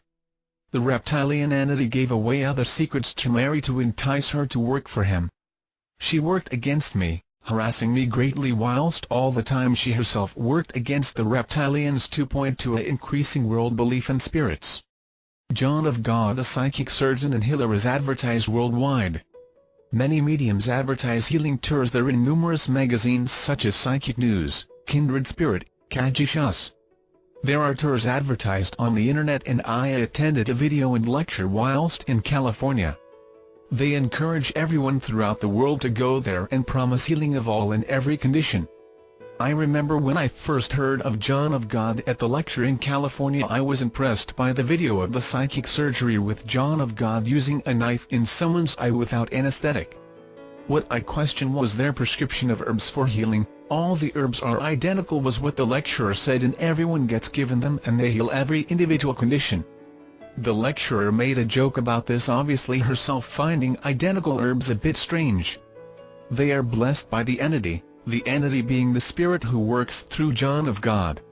Why not give different herbs for different conditions, I thought, like Chinese medicine. Overall, I was impressed by the video and lecturer and made a decision to go for my own healing. My healing need was the complete disconnection of the reptilian entity. I was encouraged again and again to go, but the financial cost of it was off-putting. The tours that they recommended for first-timers were $1,300, and then there was the flight on top costing £600. I work as a healthcare worker in hospitals where the wages are not high. Where I was visiting in California, people had to save up for some time to go. It was a community where the wages were low. So because I couldn't afford to go, I didn't for a year. When my finances improved, I contacted Robert Pellegrino, who advertises on the internet and had written the book The Miracle Man of Brazil about John of God. Having written a book, I trusted that he would be the best person to go on a tour with. I told him my problem and he assured me that it would be healed and encouraged me to go. So I saved up and went on his 2-week tour with great hope. There were about 20 people in my tour with a wide range of illnesses or just life problems. As I said, everyone is encouraged to go with any condition. Some of my group was in financial hardship, and it upset me the lengths they had to go to get the money. One man was a DJ and had to sell all his musical equipment to go. Another man was unemployed due to his illness and had to borrow the money. Several visits were also recommended, which runs into thousands of pounds. The second day we were taken to see the entity. We queued up in a very long queue. I felt sick with nerves as I approached John of God. I was surprised at my feelings, as I would have expected to feel good seeing a healer. There was something about the entity that scared me. I had about 5 seconds in front of the entity, who didn't even look at me, and I was told to sit in the meditation room. I sat there waiting for my healing, but nothing happened. I left the casa, as it is called, very disappointed. I wasn't the only one in the group disappointed. Another lady was in tears, feeling that she had been given no healing at all. John of God is just 21, one man, and he is the only healer and sees hundreds of patients a day. 2/3 of the patients are local Brazilians, the poor, who see John of God as we would see a doctor. These were the people who were given more time in front of the entity. He would hold their hand and talk with them. A few minutes was spent, whereas the foreigners were whisked by in a few seconds. I experienced this gain when trying to see John of God the man. I waited outside his office, and despite being first in the queue, and the local Brazilians were given preference. I suppose this is understandable. The healing is for the poor Brazilians, and there is only so much healing one man can do. But then foreigners should not be encouraged to go. So why are they encouraged to go en masse? This is for a reason. That is the hidden agenda of John of God healing. Their agenda is not just healing. It is increasing world belief in spirits.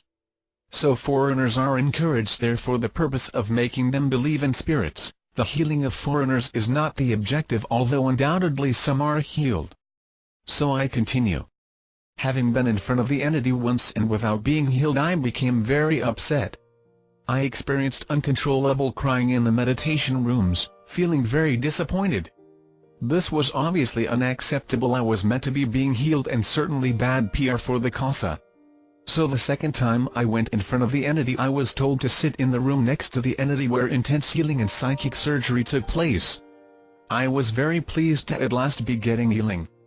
But I was given no healing, and instead a pretense of healing was put on just to stop me crying. After the session still not healed, I confronted the Casa that they had pretended my healing. This went down like a ton of bricks and I was subjected to near-instant psychic attack. "We are too busy," I was told as an explanation, and it seemed very similar to the National Health Service hospital I had been working in, too many patients and not enough time. Thereafter I was made to feel very unwelcome. I still had a week of the tour left and had no choice but to stay. The Casa obviously had methods to deter unwanted people from staying, a self-defense method that made the unwelcome guest extremely uncomfortable. I became guarded by spirits who appeared red and unpleasant. At one time I was taking a walk by myself and an entity attacked my heart-lung area. The John of God Casa is subjected to a lot of attack from lawyers, police, and has managed to keep going despite this. This self-defense strategy must be part of the reason, and I will explain later the extent that the self-defense goes to, and is shocking. An observation that I made that I thought rather odd was the treatment of relatives of the sick. Some of the very sick came along with a relative. These relatives were in fact not sick and yet were all prescribed herbs. Why were they prescribed herbs? They had no illness to cure. No explanation was given. One lady in our group who was caring for her paralyzed son met me in tears after going in front of the entity, who had asked her was she taking the herbs. She had in fact been given no herbs, and the entity red-faced had to suddenly switch her on to herbs. Her faith in the healing power of the herbs had been shattered, and also the healing of her son. It seemed to me that healthy relatives were being given herbs not for the purpose of healing. So do the herbs heal?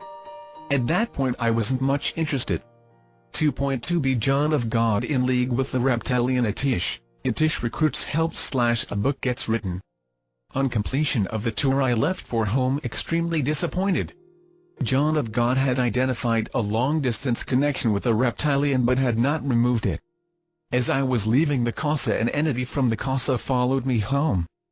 It had replaced my spirit guide, who was taken from me at the Casa and who I have never seen since. They say the healing continues for several weeks after the visit, and I was hopeful that perhaps the reptilian would now be disconnected. This was not the purpose of the entity's presence. I later discovered from Archangel Uriel Viaduct, his channel Jennifer Hoffman, that the entity's name was Mary Magdalene and that she oversees John of God. She is a big and powerful spirit and had dark motives for attaching to me. She believed I had discovered one of the secrets of the Casa, which is the herbs are just placebo, in other words have no healing power and are used because people expect medicine. Itish was also threatening to have the reptilians publicize in newspapers about these herbs. She greatly feared newspaper articles, believing that it would damage John of God. She was certainly neurotic and had weaknesses, and I became subjected to a shocking attack and harassment lasting a year. She teamed up with the reptilian performing psychic surgery 22 on me to place the reptilian Itish into my aura and body. I had gone to John of God with a long-distance weak connection to Itish, and the result of the trip was to now have a far worse entity attached to me and a reptilian in my aura. David Ashworth in Dancing with the Devil. Reference number 10 says that once you have one entity, it is the thin edge of the wedge and it attracts more, and this is certainly what happened to me at John of God, and I think my story needs to be told. I have evidence of her presence. As I said, Archangel Uriel identified her, the spiritualist church had a psychic artist draw her, the head of a leading spirit release organization identified her as satanic and from John of God. How the entity from the John of God healing treated me is absolutely diabolical. I went there for healing, and to join forces with a reptilian to harm me is disgraceful. The entity from there was far more powerful than the Reptilians, so the John of God psychic surgery set her wrecked my life for a year. Itish would also give away Reptilian secrets and information to her in exchange. They made plans together to get Brian in trouble, with lies that would blame Brian for what the Reptilian entity had caused. Other lies were going to be told. The Reptilian entity had caused the secret about karma to be discovered by the spirit realm, but they were going to blame Brian. The Reptilian entity gave away other secrets to Mary to entice her to work for him. She at the same time as working for him was working against the Reptilian organization and caused this book. She wanted this book published and she went to great lengths to have it published. She edited it and pushed it to completion, even writing against them herself. This book was completed at her hands. Showing off to Mary and stuck in his Reptilian problem of have to win over me. Itish cares nothing for the Reptilian organization and is an absolute liability. Having to hide from them for 3 years I suppose says it all. I returned to John of God after a year and confronted Robert Pellegrino about the entity attaching from John of God. He admitted it does happen and had even happened to him for 2 weeks. But didn't offer a solution. 3. Their overall plan: they want this planet for themselves. Here I start the conversations which are throughout this book with Itish. He used to mimic Brian's voice. Q is my question and E is his answer. I have not included all of my questions which were probing to shorten the information. Here Itish explains how the Reptilians' plan for us is to have us all implanted with a minute device. We will agree to this implant because it will seem better than not having one. In order for us to agree, they are currently replacing cash with a card. This card will be made to seem insecure and subject to theft. We will then believe that a small device under our skin a financially better option. The whole world is to be implanted, so native cultures that do not bank are being or will be destroyed. The most likely way that the Reptilians believe they will implant this device is via an identity card, and this will then be made to seem inconvenient. It will get lost and replacement will be difficult. We will agree to an identity implant as a solution to the problem of lost identity cards. This device will enable the Reptilians to kill us, and they plan to do this when everyone in the globe is implanted. Itish says we will all be killed by electrocution via the implant. I believe this is possible, having received the weapons I describe. 23Q, why are you here? E, to take over the planet, girl. We are in control right now. You are all going to be killed one day and then our hybrids will take over, and this is our planet, not yours. Q, what do you want? E, we want your planet, no two ways about it, that's all we want. Q, why don't you coexist with us? E, no, we can't coexist because you'll kill us. No, we've got to get rid of you. There's so many of us that we need the whole lot and more besides. Q, how are you going to kill us all? E, you are all going to die, but prior to that we'll have you all under wraps. Q, how? E, with an implant. Q, is it a microchip? E, maybe, maybe not. Q, what about that lens of the eye identity thing? E, we want to do that, so we can identify you all. No fake passports, we'll know who you are. Q, how are you going to kill us? E, we'll have you all implanted and then we'll set this timer ticking and you'll all go off pot. The implant will wipe you all out. Q, are you using this implant already? E, yes, we've got a few people tagged up. Q, who? E, prisoners. Yes, we've tried it on animals. We'll rig it so it kills you. It will electrify you. We're not sure yet exactly how we are going to do it. No, we can't use viruses. It isn't effective. Some sort of electrocution right now. We haven't got the technology. We are working on it. Q, how will people agree to this implant? E, they'll want it, because they'll think it's a good thing. Q, why?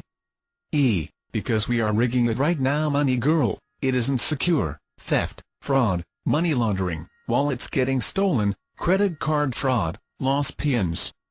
A microchip will seem a better option. You'll be totally secure, no theft whatsoever. That's our second option, isn't it? Our 24 number one is the identity card, plan A, and the identity card will replace everything: your passport, NHS number, driving license, and that's another way we can put the implant in, social security number, because they'll get lost and it will make things awkward for you. No holiday abroad for the next year because there'll be delays in replacing it. If that's lost, everything's gone, hasn't it? They'll have no way of doing nothing until it's replaced, and we'll probably say we'll replace it at a drop of a hat, but then things will change and it isn't going to be replaced so easy. Extremely convenient after the deed. We may try both and see what works out. Q. What are you doing with Plan B? E. We're rigging things right now. Q. How? E. Money isn't going to be money quite soon. The euro is part of it. Much easier. Q. What will happen to the euro? E. It will lose its value to force you all into it. Then when everyone has got the euro, there isn't going to be no euro. It will be all on your cards, no money at all. Q. What will happen to the euro? E. I'm not telling you. The euro will keep dropping to about €1 per pound, so the euro strong, so you'll want it. There will be incentives for no money. Maybe we'll just withdraw it all, then it is all on cards, and then the card is no good. They are not secure and you're going to want something different, because you'll get ripped off. Credit card fraud. It's all being set up right now. Q. How? E. No, we don't need no fucking PIN numbers for credit cards. If you have to give your PIN, then it's secure, isn't it? So we'll stop that. There will be no PIN usage and we will make it easy to steal from you. We can't do much with switch cards. It will be credit and switch together other than make it difficult for you. It's already happening. They get lost and they are not replaced so quickly. They are not secure. Tell receipts. Credit cards are the best for you. Put you all in debt, then you are all going to be in debt, and then we'll up the stakes, interest rates, they'll shoot up, and then we'll come up with some better deal and you'll want it. Credit cards are easy to come by, and that's us, and we're the credit cards. We make the rules and the rules are geared so you spend more than you earn, you're all in debt. We're in control of most of the credit cards and they are very easy to come by. We're trying to stop PINs, and anyone that opposes us gets it. We killed a man because he didn't support us. Yes, he was in Parliament and he died heart attack. It was us. It was this year 2003. Our really things. See weapon number 1. During one of our meetings early in the year March, we'd been working on him before his blood, making him more susceptible. It did not look natural. We take our chances. Our heart attacks are a bit different, because the person doesn't have a clot, no ischemia. We don't allow autopsy. QI? E. Because they would find nothing wrong with him. It's always at the same time of day between 2 and 3 a.m. By 4 a few people are getting up. Normally at 2:40 a.m. is the exact time, and we all work on people together. If you had PINs, our plan would not work and we'd have to rethink. Anyone with any sense would want PINs at the till. In some countries 25 use it, and we're going to stop it. E. Tony Blair wants a PIN, the fucking shit rag. Tony Blair isn't going to last long if he promotes PINs. Q. Credit card fraud. Right now I get all the money back. E. That will change. We'll stop all that. When you have no choice, when there's no money, we'll change the rules. Maybe we'll pay a bit but not the full amount. The new rules are that you are not going to get your money back if it's stolen. We just can't afford it. We'll reduce the time period down, 4 hours to report it, or maybe we'll lower the amount. Q. What about protection?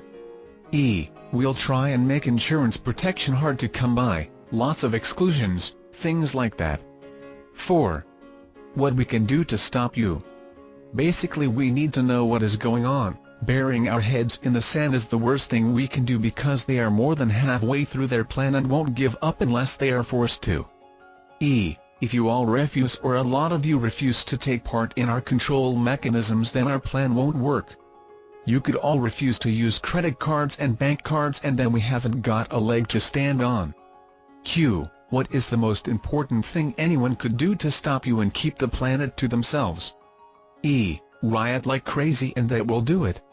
Mass riots. E. Refuse all credit cards. E. Campaign for a PIN if you use credit cards. E. Refuse to send your children to school. E. Expose the top dogs. E. Refuse to vote for any president whatsoever, because it will always mean we're in control. E. Take all your money out of the bank and put it in a safe deposit box. E. Expose us basically, and then we won't hang around. E. If you don't use a credit card, then we are not going to be able to do away with money, and if money is still there we can implant you, and without an implant we can destroy you. E. Right now there's still money around, but when we need to withdraw money, then you need to prevent us doing that by not wanting it, and the way to do that is not use credit cards. Q. How are you going to get rid of money? E. It will seem more sensible to have everything on card. QI 26E- it's going that way already. It's so easy to use a card, why bother with money? There'll still be cheeks or a card. The protests/riots need to be when we propose getting rid of money, because once we've done that we're on a roll. More and more stuff is on cards will simplify things. Q. What will children use? E. Children will have cards to their parents, with a spending limit on it. At the till there won't be any cheeks, it will all be on card. The shops will not accept anything but cards soon. QI. E. Because it's easier.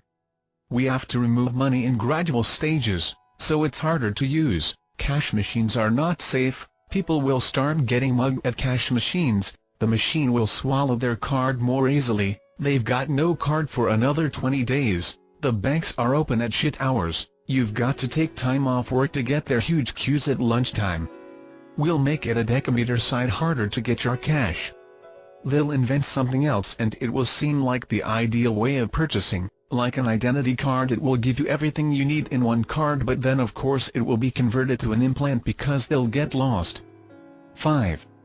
Colonizing the Earth with their hybrid. After we have been killed, they will wait for 10 years and then colonize Earth as a hybrid of a human and a reptilian.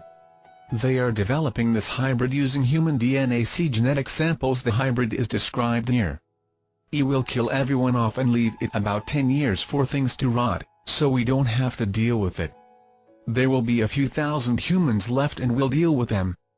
We don't want any humans breeding like rabbits. I guess we may allow some to remain, we are not sure. Q. How to avoid the implant?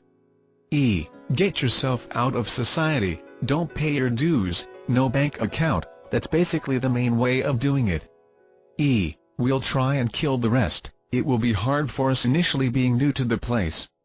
Q. What will you look like? E. Hybrid of us and a human, more human, and you'll be a greener shade with a few bits and pieces attached. We now would appear green, though green. We are not going to look pretty, we'll have all the senses, we won't have any scales, a bit pointless, a bit of hair, not a full beard. Height, about 6 feet 8 inches, we've got it all planned out, we know exactly what we are going to look like. Q. Did you experiment on humans before? E. Yes. A millennium ago, million years ago or more, we used to come down and take humans, abduct them and then dissect them and a few other things. Q. What did these abductees look like? 27E- fuller features, cavemen, fur all over the place, stocky build, muscle-bound like hell, short. 6. Reptilian entities. They use reptilian entities as part of their harming techniques to locate the victim and feed back the progress of the harm the reptilian is doing. They attach to the victim for the duration of the harm. I have many personal experiences which I describe later, they are very interesting. Here is what Itish said. Q. What are the entities all about? E. Well, we are Brian's mates. I had 2 entities at that time. Well, we're reptilian in spirit form and we tell Brian what is going on. Q. On what? E. On you, girl, let him know what you're up to and where you are. Q. What's your purpose? E. We act like spies. Q. What information do you give Brian? E. We tell him where you are. Q. You locate me? E. That's it in a nutshell. Well, he uses us a bit more than that, but that's up to him, isn't it? Q. So you tell him where I am. Why? 28E- so he can get ya or others can get you. Q. Whom does he use them on? E. Some of those we need to get. They tell us what's going on with the person. How is his health? His physical condition? When's he most susceptible? When's a low point for him? How is his heart ticking along, so we can dig the knife in? It's like you've been bugged. The entities can suppress a person a bit. Q. How many people have these entities? E. A reasonable number, and they don't know it is there. There is normally only one, and I know that you've got 2 to keep out that helper you're getting. Q. Whom do they tell? E. The person whose geographical area they're on. Most people on our blacklist have them. Q. How long do you have them for? E. It's normally until we get them. Q. Until they're dead? 29 E- dead or off out of the way. They connect to the solar plexus. 7. Genetic samples. Brian collects genetic samples. They are experimenting right now and are looking for genetic material that will give longevity as they live a long time and superb mental abilities as they have them. This is all to do with their hybrid program. They use brain samples in order to assess the mental potential of the genes. See also nutrition. Believe it or not, Brian collects these samples from women he seduces whilst they are asleep. He ensures they stay the night. Here is how he collected mine. It was whilst we were both at the language school in Spain. At the school he was able to attract women to him very easily and was very friendly with a lot of women there. Brian with a class of women was like a fox in a chicken coop. He'd work his way through the lot. This surprised me because he was not good looking, not wealthy, he was black, so there was the race difference, and yet he had women eating out of his hands. I later discovered that he uses seduction techniques involving mental processes. It worked on me and I fell for him after initially finding him unattractive. We had sex for the first time the day before I returned to England to work. This was during the day at my request. Although I was attracted to him, I was permanently tense around him and felt worried about staying the night. Brian was very different in the bedroom. His Jack the Lad manner, which was the host Brian's previous personality, disappeared and he was like a professional, slick, very experienced, like a male prostitute, like he did this for a living or something. He said all the right things, but it was as though he had done this a million times before and I was on his conveyor belt. He had done this many times before. He was getting genetic samples from every woman he met. I worked in the UK for 4 weeks and we kept in contact with email. On my return to Spain I met Brian at his barbecue and there he was getting friendly with a female neighbor of mine. He'd emailed me about her. Nevertheless he wanted me to and persuaded me to spend the night with him. I didn't want to. I was still very tense around him. He went out of his way to make sure I stayed the night, buying me new toiletries, even clothes, so I would stay over. He is very persuasive but normally doesn't spend money on his girlfriends. I stayed and it went well, and so I was very surprised when next time I saw him at Spanish school he didn't want to know. He had got his sample, you see. His charm disappeared and in its place was a moody and pleasant man, or at least towards me. He didn't call. He was no longer interested, but I was though. Once I have sex I am emotionally attached and wanted to keep seeing him, so I then did the chasing and suggested dates. We kept seeing each other but he wasn't the same and I hardly saw the charming Brian again. Other women were getting that one. Here Tish talks about Brian's collection of genetic samples. E. Brian has collected at least 1,000 samples. E. He takes a brain sample. Q. What with? E. A piece of equipment, but it's the human that does it in person, it isn't the alien, although he directs Brian. Q. When? E. When you are snoring and he sees to it that you are snoring. 30. Q. How? E. The women have to stay the night, the sex bit is up to him. E. He knocks them out. The reptilian does that. About 3:00 AM is the usual time. Q. Where does he access the brain? E. In between your soft tissue and your skull. He doesn't need to go through the skull, there will be a slight hole. Sometimes he chooses the nostril or the hairline so you don't notice. He gets a miniature sample and he gives it to one of his mates. They meet and he takes it in the UK, in the London area. E. Where does he store them? E. He has a special place for them out of reach. He has a little safe. His mates takes them to them. Someone else analyzes them in the UK somewhere. We can do it ourselves. We have the technology.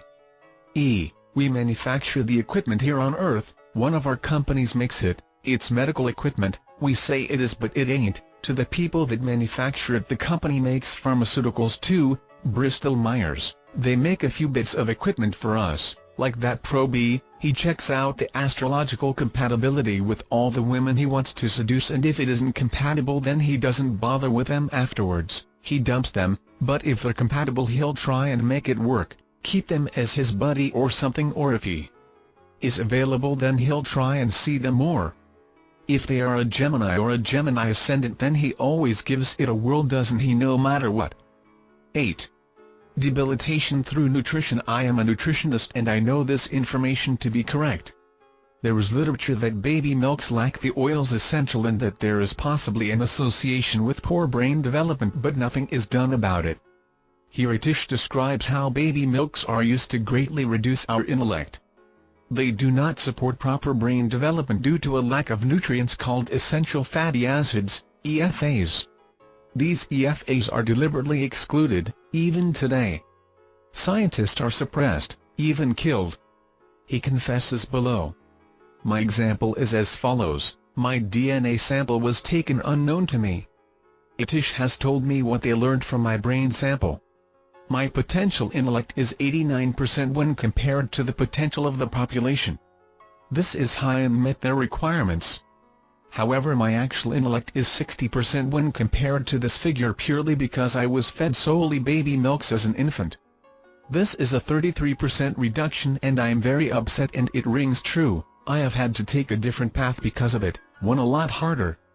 I have also wasted many years. Of no consolation at all is the fact that as the majority of our intellects are suppressed in this way, my intellect is better than most. Another topic of great interest is what Itish discusses about wheat. There is a substance in wheat which causes hardening of the arteries, and they promote wheat-based products for this reason. Thirdly, our soils lack trace elements which further reduce our intellect. This is deliberate. Their hybrid will be a combination of a human and a reptilian with a human's digestive system, hence their extensive knowledge about wheat. They are currently genetically engineering rice to increase the protein content as their staple diet. 31. Here is what Itish said. Q. What will you be eating when you come down?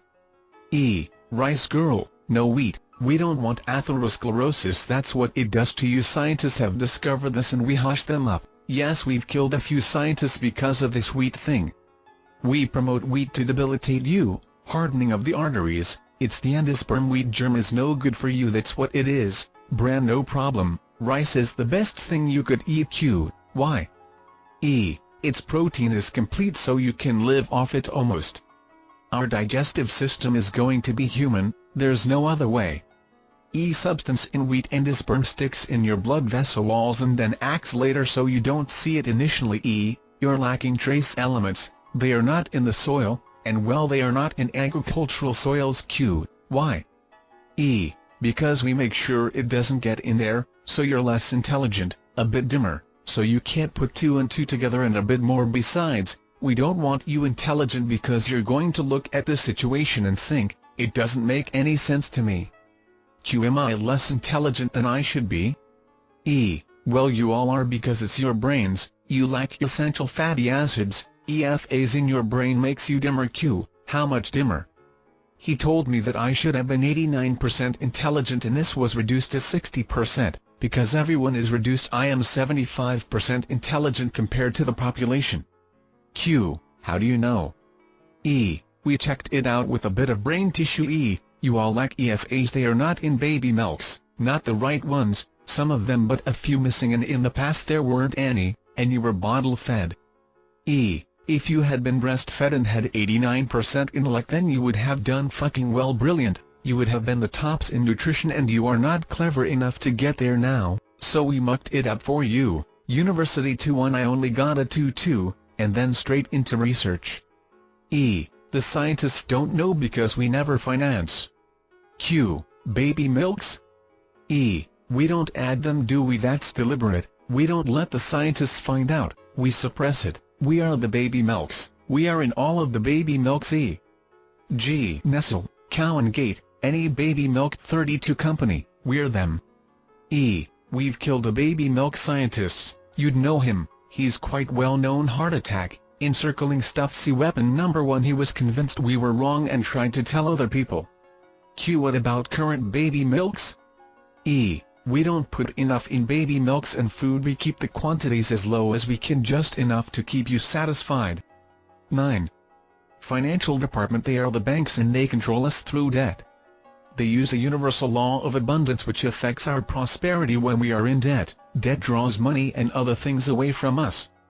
We have to work harder, which leaves us with less time to question what's going on or raise our consciousness. E. That's a biggie for us. We are all the international bankers, and if you are all in debt it means we've got the grips on you when the time comes, but that isn't why we're doing it.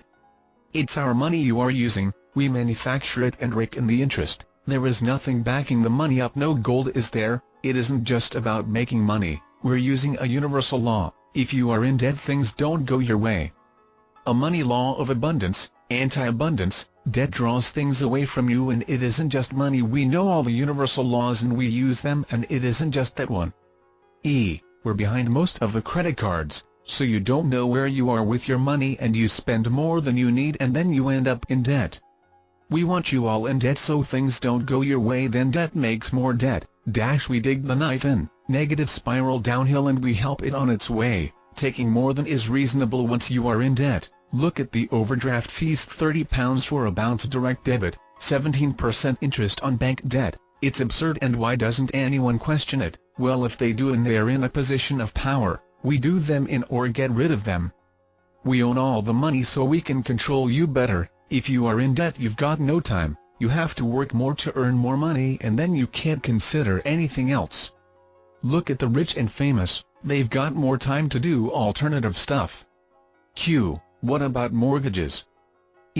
Well, a mortgage is a debt, isn't? A big mortgage makes your money go badly for you. Anti-abundance, girl. Doesn't the value of the house offset that? No, it doesn't. The value is just theoretical until you sell it, so we wouldn't mind you all having huge mortgages. It makes things go worse for you, and we've got the grips on you. 10. Space stations. Brian showed me some images of his space station and spaceships, small ones that went in and cut of the space stations. It was like the most technical, awe-inspiring, science fiction movie imaginable. I was speechless to their power and advanced technology. I felt like a minuscule nothing in comparison. Any feelings that I had of abilities that could touch theirs disappeared. They are so far above us in technology that 33 it is beyond my comprehension. I revere them, am in awe of them. In no way am I as high as them. I have my place and it doesn't match theirs. These were my feelings. They are completely out of league with humans. It is like we are ants in comparison. The ants are weak and they will be crushed just like that. The adversaries need to be respected. Our egos will all disappear if we see them in their true arena. Another time I was aware of their space stations and ships as massive and plentiful. They were dark and felt nasty, nasty, nasty. I think they were around Earth, and I have sensed this other times, a mass of space stations encompassing Earth, a dark color and feeling to them. Below, Brian describes how the reptilians are in fact here in their space stations around the Earth. They live as reptilians in these space stations which are not visible. They are very intellectual and cold and what we would consider bad, and on this planet very cruel. Surprisingly, they are high beings. They are also much higher than we are and extremely advanced beyond anything we can imagine, and operating in the fifth dimension. They are helpful amongst themselves, and I was once helped by a Draco who is a great deal higher than Brian. They think nothing of killing and enjoy the thrill. They are not of this planet and evolve in a different way to us. It is hard for us to understand how they think. We are not the only planet they want. They have many other planets that they are taking over. Our planet is the most beautiful, but they have to kill us off in order to live here. We are more advanced than their other planets, so it is not an easy planet for them, but they have got halfway with their ultimate goal of living on the planet. They can't breathe here and they have to produce a hybrid which they are working on. Here is what Itish said, we don't set foot on the place Earth in case we're seen, unless needs arise. We live in space stations in the Earth's atmosphere. You just can't see us, can you? We are not invisible, our spaceships are. How many of you are there? A million or more of us, though not all physical. We've got lots of planets on the boil. Spread our net where we want it. We destroyed our planet, war, and we don't want war anymore, but needs arise. We've got many planets on the boil, some less advanced than you, some about the same. Why so many? Because they may not all work out. We don't throw all our eggs in one basket, and there are an awful lot of us, so we would like to take our pick of the crop, what works out the best, and perhaps have several. Why should we settle for one when we can have more? What about more primitive places with no dominant evolved species?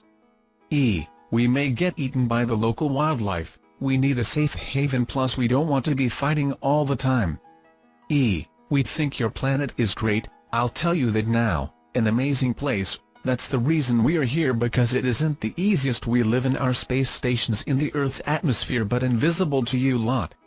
We grow things and produce light and oxygen for the things we grow. Green habitat isn't our color, not where we come from. They're your stuff which we're breeding. We're a bit clammy. Quite a few space stations. Our spaceships are more like space stations. They'll cool everything we need in them apart from decent light and decent vegetation.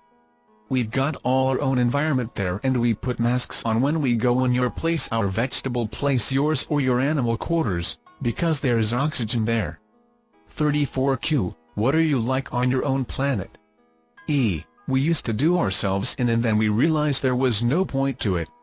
We are not as bad as you think. We are intellectual beings but we have no feelings for anything at all. We help each other out a lot now but not in the past. We've evolved. This is how we have become. We are ancient. We're cold beings and would kill you as soon as look at you, but we're rational too, and if it doesn't make sense we won't do it. We are not loving. We're cold as hell and intellectual, and as far as we are concerned that's our planet and why not have it, and we desire your extermination. It's a different ballgame and you are not going to understand it until you are in it. We should be living peaceably on our planet and we'd still be going out and taking other planets. We don't make war with other planets, we take those that can fight back. We're at peace, no one is fighting back. We see us as working our wanted planets, going out and expanding ourselves. 11.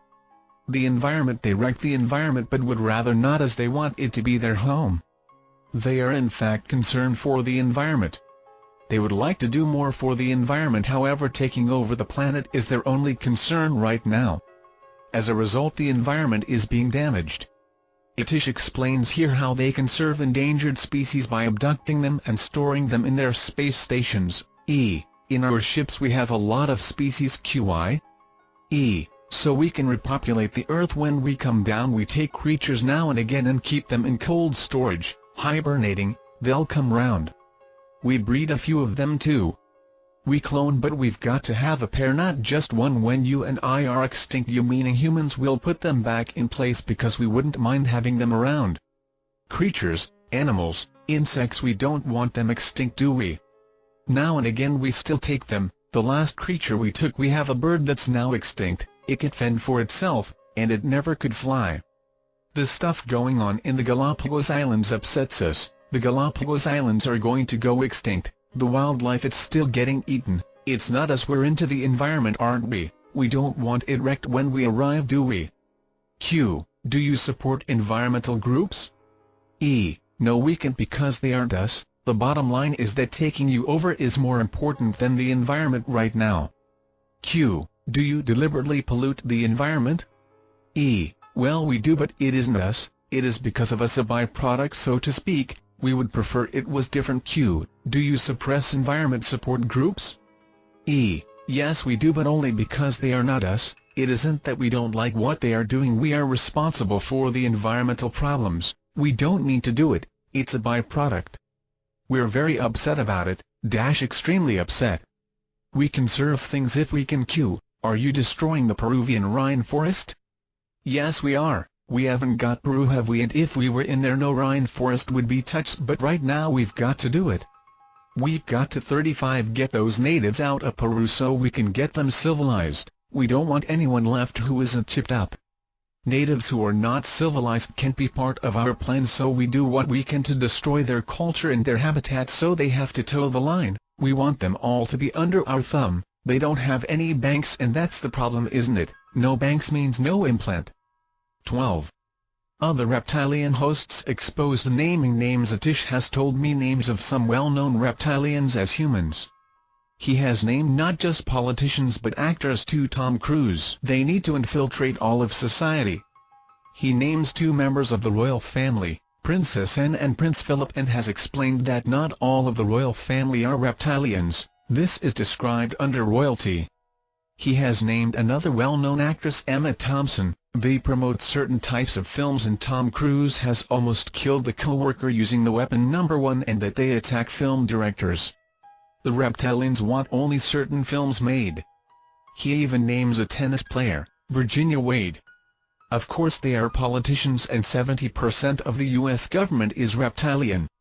How else could they control the globe if their presence isn't in all walks of society?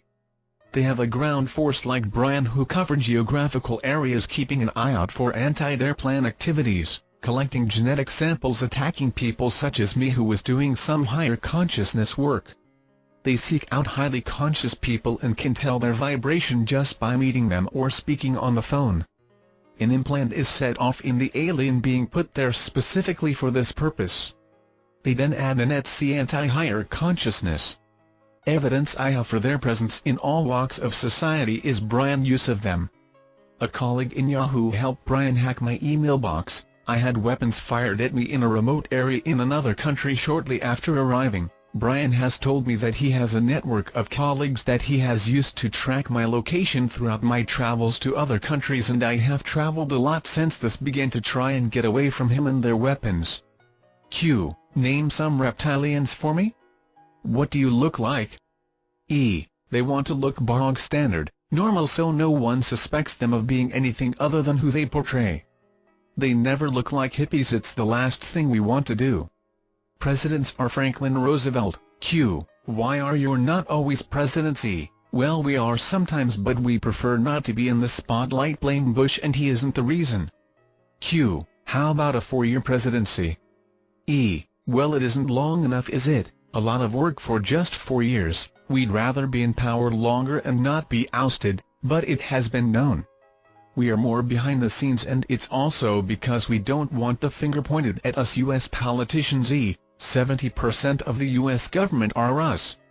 70% of the US government are human reptilians. Donald Rumsfeld, Condoleezza Rice, Colin Powell. I'm not telling you. Henry Kissinger, John Ashcroft, 36 Jon Snow. Richard Shelby. UK politicians. E. Britain is one UK politician, Macmillan UK politician, the UK Minister of Education, the UK Foreign Affairs Minister.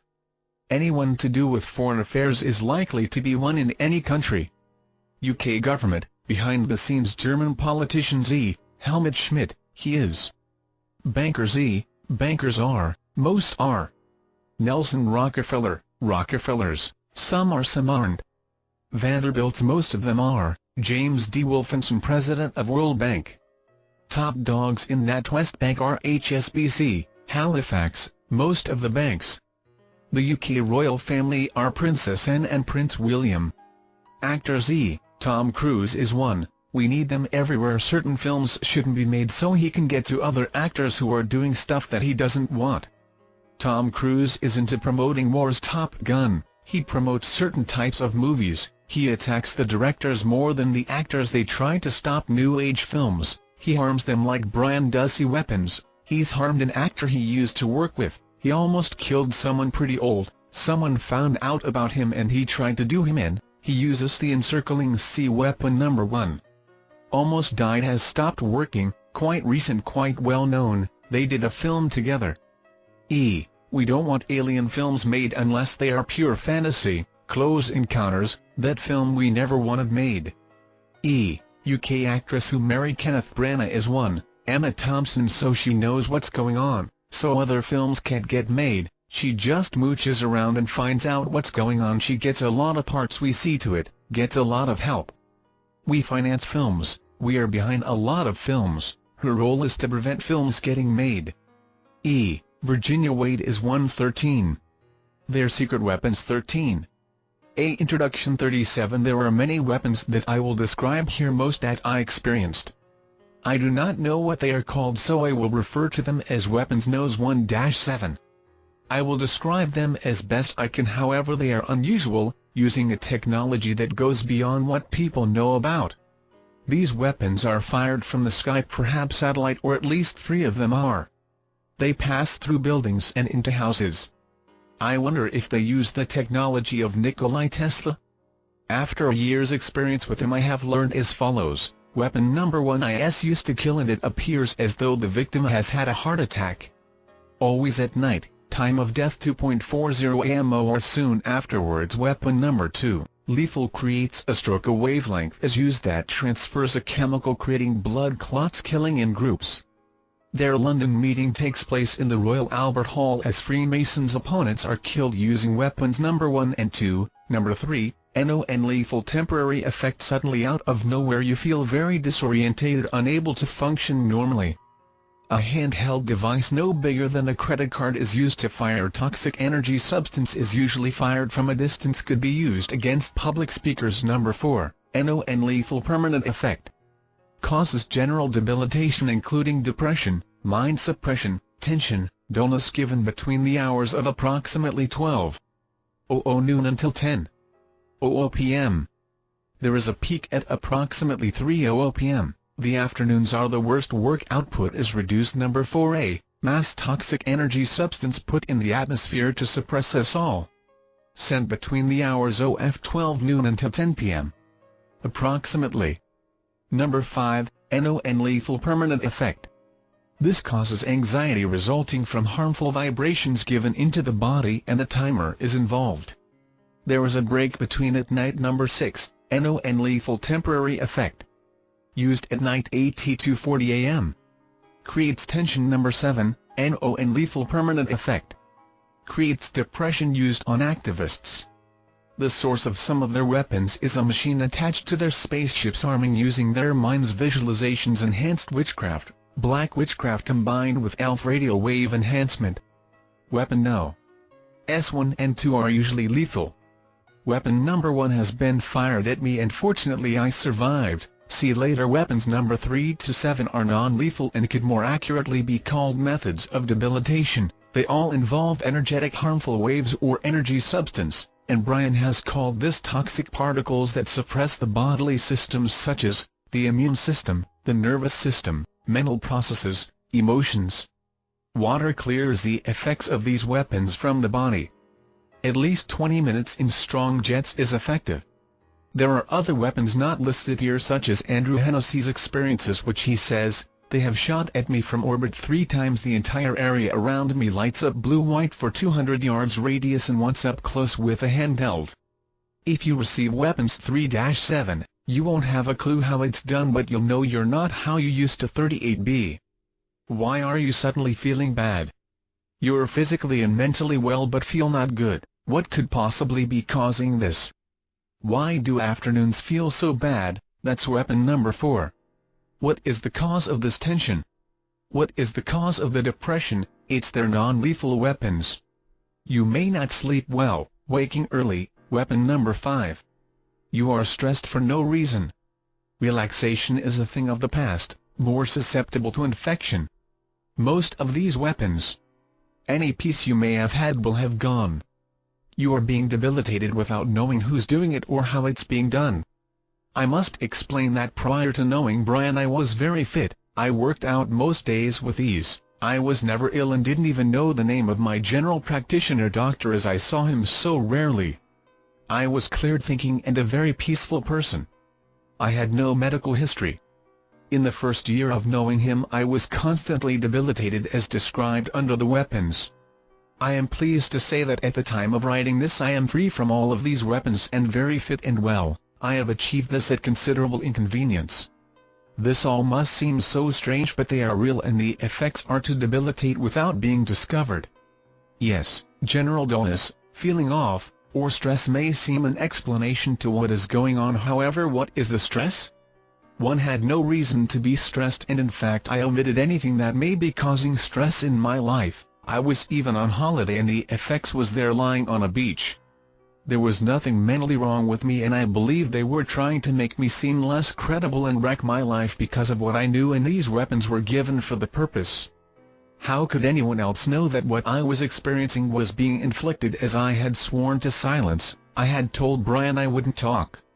How to know for sure if you were living with a human reptilian? If you live with a human/reptilian as I did, there is a sure way of knowing they are reptilian. For reasons involving their work they have to be working at their computers between the hours of 2 and 3 at night several days every week. No holidays. They will not allow you to view them doing this. Brian did this and would have to go to bed early at around 10 p.m. in order to wake most strangely at 2:00 a.m. approximately. 13.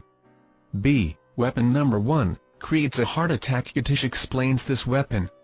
The conversations below detail how Brian has to use a computer program to fire this weapon and he needs the victim's street address.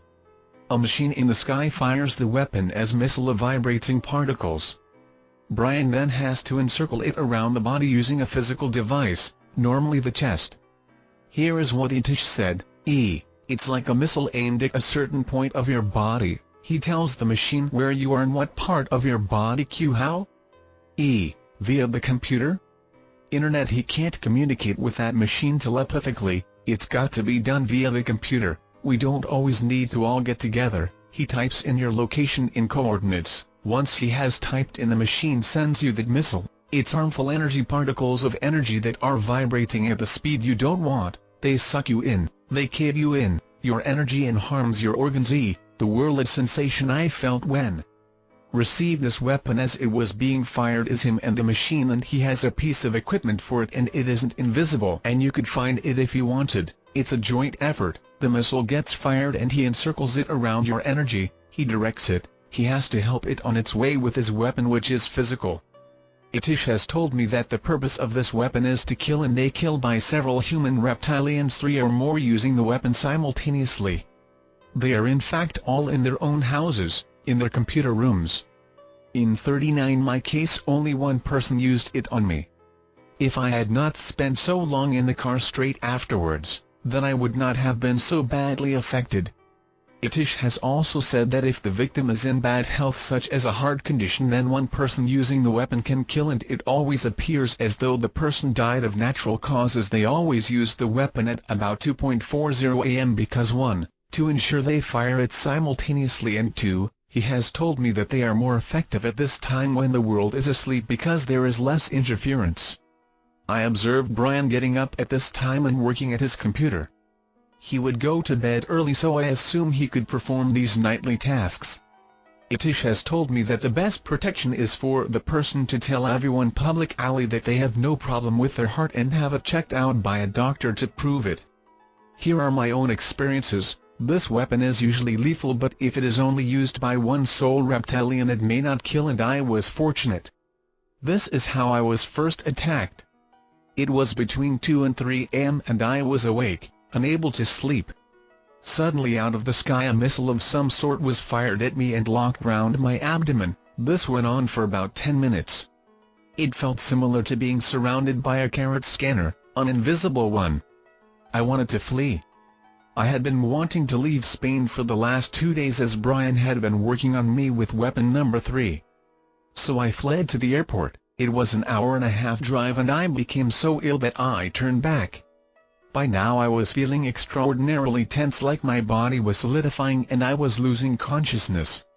There wasn't any pain, but I felt like I was about to die. My organs couldn't work. I was returning for help from my neighbors, but before I got there I had swerved off the road, had managed to get back in the car and drive, but I had to keep stopping and getting out of the car. This gave me relief, the tension lessened.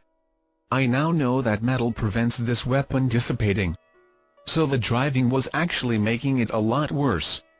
I got to my neighbors and tried to remove the weapon by using their shower, scrubbing my body, as this had removed weapon number 3. This time it had no effect. The weapon had penetrated my body and was not going to be removed by water. It had worked its way inside over the course of a couple of hours in the car. I collapsed and I believe I died as I was looking down at myself, reviewing my life. They took me to hospital. I had regained consciousness and I was aware that my abdomen was solidifying even more, rock solid, as though the life was being squeezed out of me. I was having problems being conscious. I actually started to drink a liter of milk. I was dehydrated, but it was something about that milk that helped me because I began to come round. The milk must have absorbed some of the energy. I took more milk and then more and I felt better. However, this offered only some relief. At the hospital, panicking, I had called for Brian. The neighbors knew that I had accused him of this and they called him anyway. It must have been hard for them to comprehend how Brian had done this to me. Brian then communicated with me. He was enjoying my suffering and seemed to feel free to be who he really was. The South London accent and swearing dropped. He spoke to me articulately and told me that he was a member of a suppressive force or a global conspiracy, and that looked at from a higher perspective that is okay and it's all part of a game. I didn't understand that game, that was for sure. He then taunted me about joining them and marrying him. I then told him that the neighbors knew that he was responsible.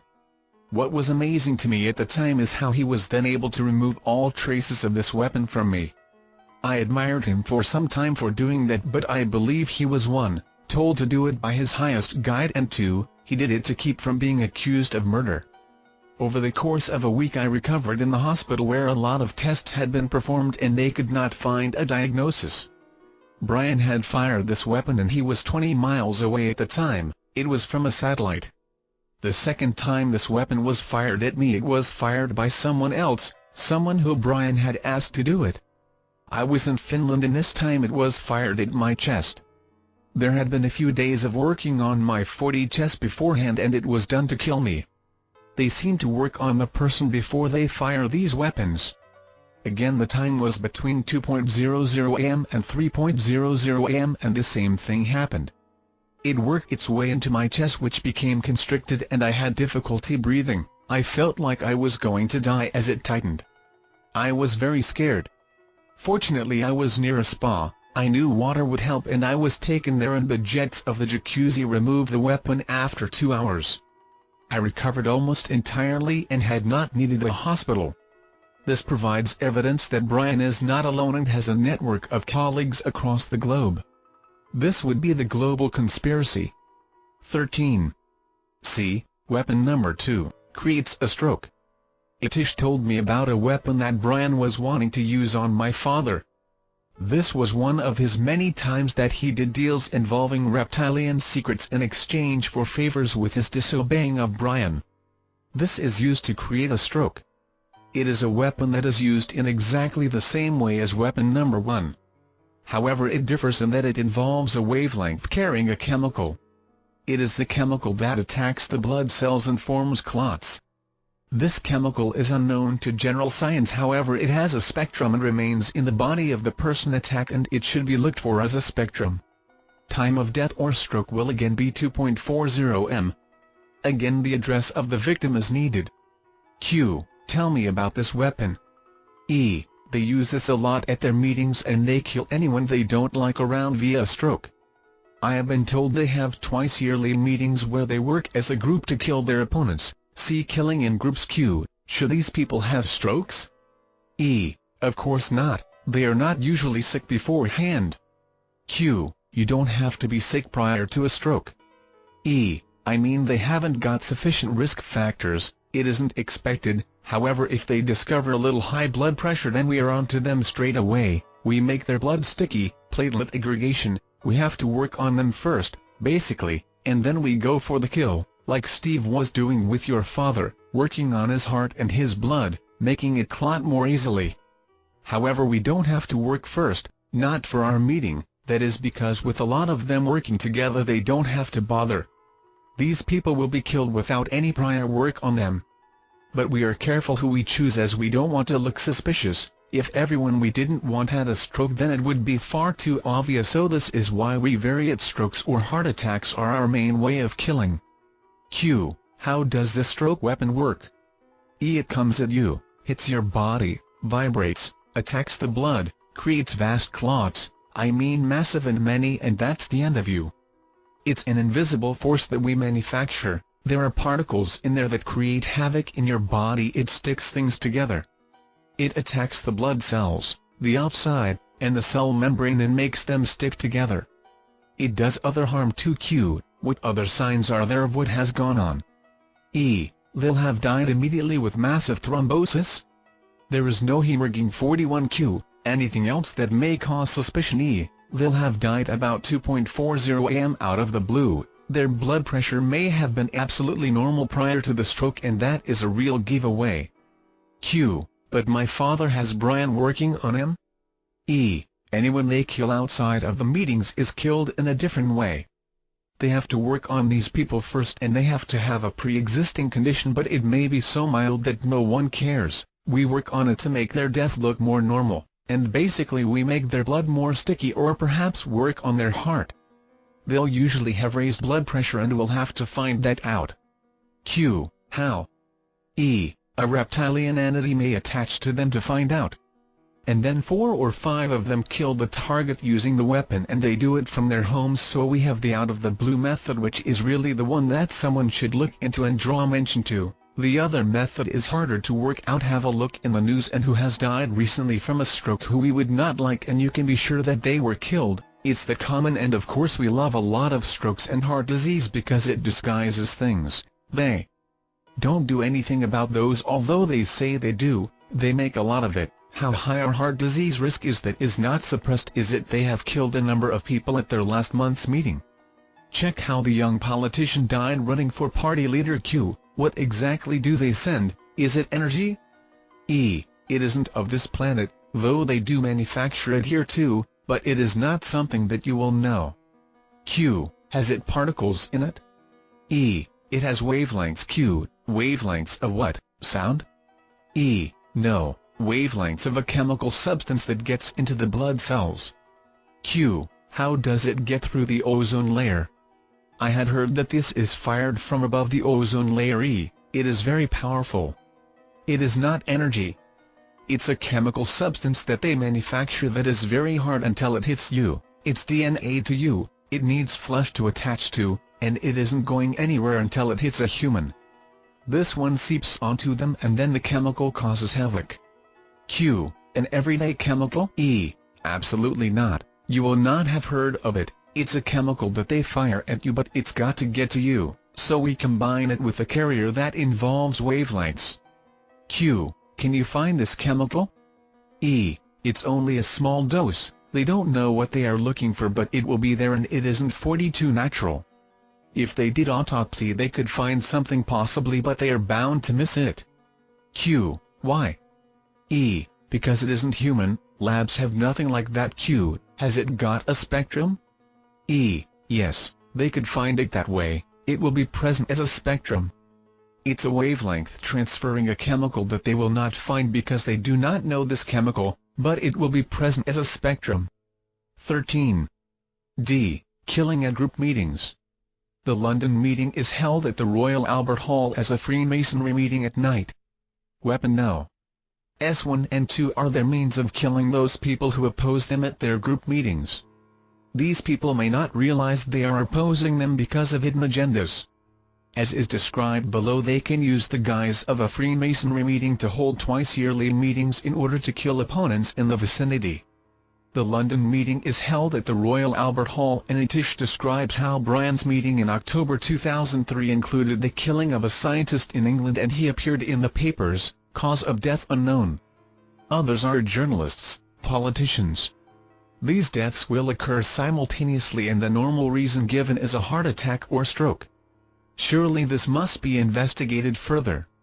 Here is what Itish said. Q. How do you kill people? E. One of the ways they do it is they get together in one of their big groups and then they zap people, and you could be on that list, people in our vicinity. They meet in a hall they wouldn't mind meeting in, a dome, the Millennium Dome in London, pretty well known, in the centre of London. It's historic Royal Albert Hall. They take it over for a night, all night. No one else, and that's including the people that work there, unless they are one of us, and some of them are, and they help us with it. They don't have to call it anything. The other staff get the night off. They arrive about 1:00 am and leave at 400 am. A few times a year, a society meeting now and again. Brian is a Freemason when he goes to these meetings. We are Freemasons, but we're not Freemasons. We just call ourselves that for the purpose of coming up with some excuse for why we want to turn up like we do. We are the Freemasons. They aren't all us, but a lot of them are. It's a certain part of the Freemasons that meet up. The other Freemasons haven't got a clue. Brian has just had one in the UK in October. It's twice a year. We kill a few people. You would have heard of a few of them, well-known politicians. We kill a few scientists now and again. There was one scientist we killed in October, quite a well-known scientist. I tell you that now. We've been known to kill a few journalists if they snoop around.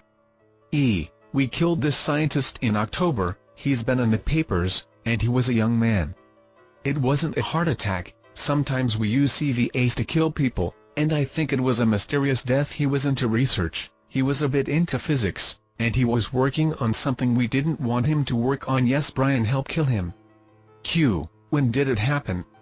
A week back. Date of answer Nov 6th, no one knew why he died. 4313. Weapon number 3. This may be used on public speakers. This weapon was how it all started for me, for Brian fired it at me and I knew it was him. He has told me that he uses for this a handheld device no bigger than the size of a credit card, and he keeps it in his wallet. He has to mentally focus and know the location of his victim. He may even call to find out if the person is at home first. It fires toxic energy substance. The effect is disorientation, unable to function normally, dullness, maybe tension and confusion. Repeated firing is used. This has a firing range of several miles. Here is what Itish said. The bullets are from Brian. A term he uses for the weapon. He has a little piece of equipment in his pocket, so to speak, which he carries around with him and use whenever he wants to, that isn't just at 3:00 a.m. He can use it during the day too, as you found out. Then he visualizes the person and then sends it to their location and he just fires it off. We make it, the UK makes some of them and other places make them too. Q. What size? It's little, handheld, a bit bigger than a pat of butter, not a lot. It's circular, it's solid but it's slim. He keeps it in his wallet. Sometimes he does it when he's driving, he just presses a button and there it goes, when he is queuing in traffic, whenever he wants. Yes, it's flat, alright, thicker than a credit card. If anyone found it they wouldn't have a clue what it is. It's hard as nails, there is no way you could have snapped it in two. This is an everyday non-lethal weapon that they use. At a touch of a button they have debilitated any opponents, but these opponents may not know they are opponents and certainly no idea who is doing it. It could be someone in the audience. Davidic has told me he had an unpleasant experience on stage, and James Bartley in the Universal Seduction 5 says about an incident of a colleague lecturing on buffos. I couldn't help but wonder if Vermin, a reptilian host, was sitting there aiming a portable non-lethal weapon at my colleague. My friend Sherry described to me the intense heat she felt on her chest and how she felt like passing out, and he goes on to say, Marianne Friedman felt like she was likewise being zapped when a retired Air Force colonel and alien lover sat at the front row of Marianne's lecture and stared at her intently. Marianne had to abruptly stop her lecture and go up to her hotel room and lay down feeling nausea and sick. It sounds like they were being fired at by this weapon. As you can imagine, if you drink alcohol you will feel like a stiff drink. The effects of this weapon will slowly dissipate, but here I can help. A power shower really makes a large difference, clearing away the toxic energy that has just been sent to you. The longer the shower, more will be cleared away. I found I needed at least half an hour, and I would suggest, although I have not tried it, that a hot tub/jacuzzi would be the most effective. Both this and the next weapon are using the same harmful energy, and Itish has said, the bullets a term he uses for this weapon and helmet a term he uses for the next weapon are exactly the same energy, just a different way of getting it to you. 13. Weapon number 4. How do you feel in the afternoons? Tense, dull, depressed, and you may be a victim of this weapon.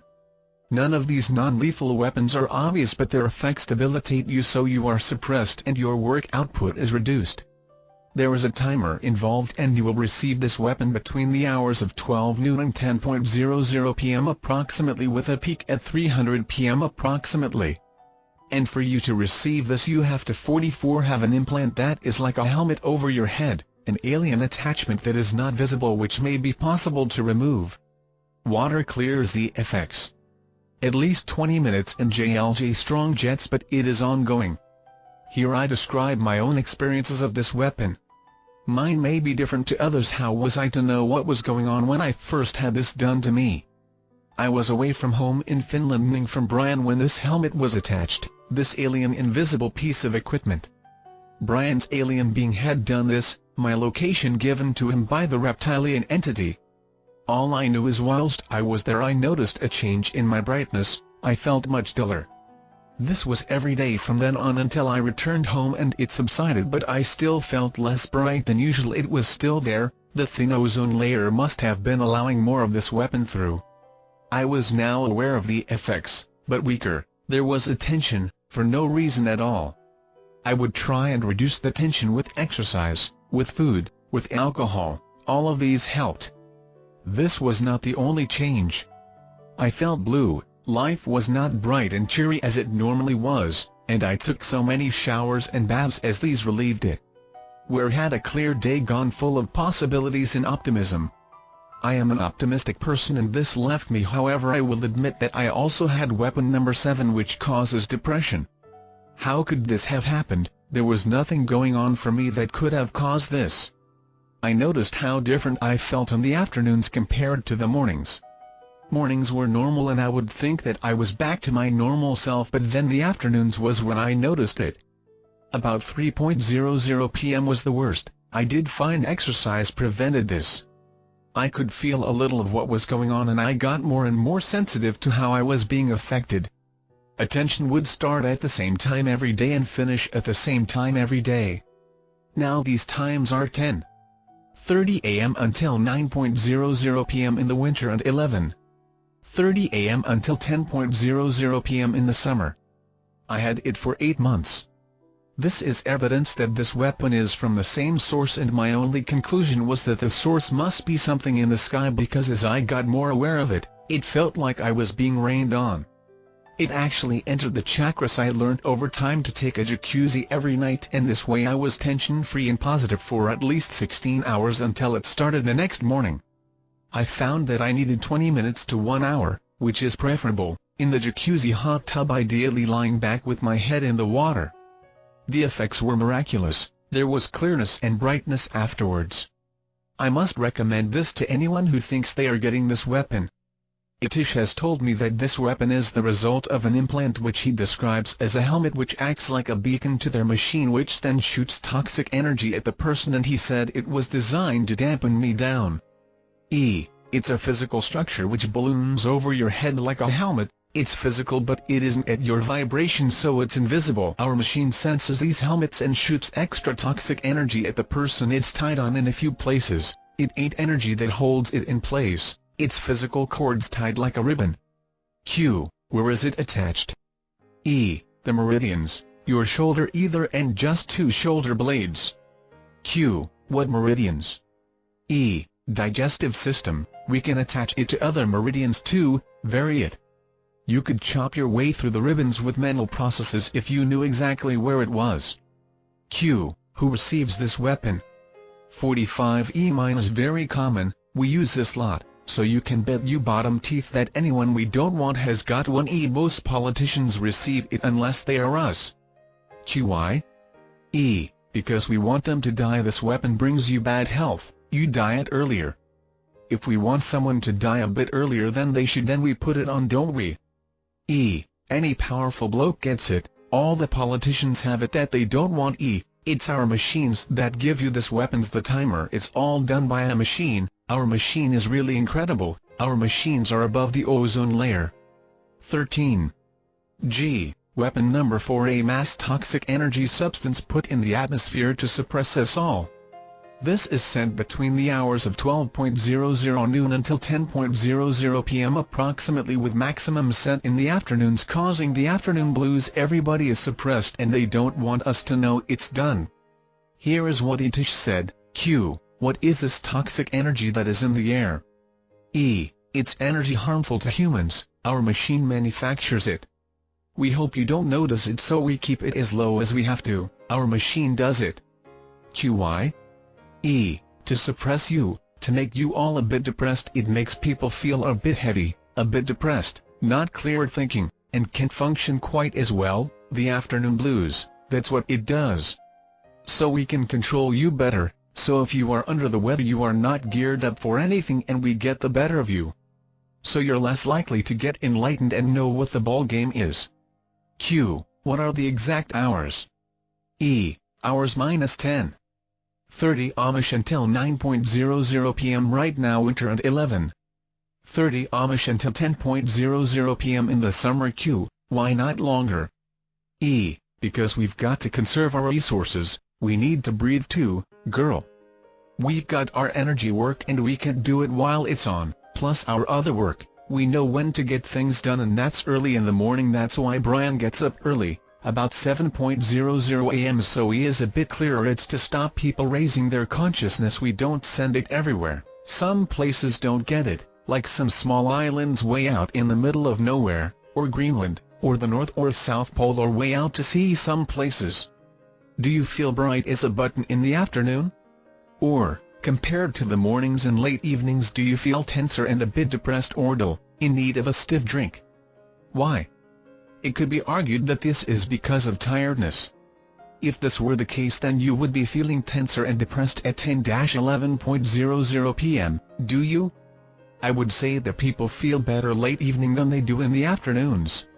Try having a sleep at midday 46 and see how you feel afterwards. If it is tiredness, then you should feel as good as you feel early to mid-morning.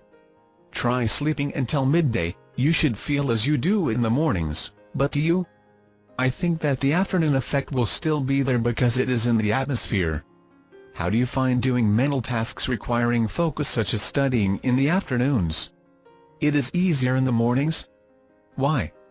Try a jacuzzi hot tub for 20 minutes in the evening and see how much more relaxed you feel. Have a long swim, the same effect. Why? It could be the heat, because swimming in cold water has the same effect.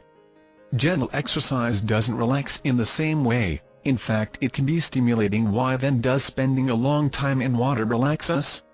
Because it removes toxic energy or particles designed to suppress us. It could be argued that water removes stress. Have a relaxing stress-free day and still see the difference after spending time in water.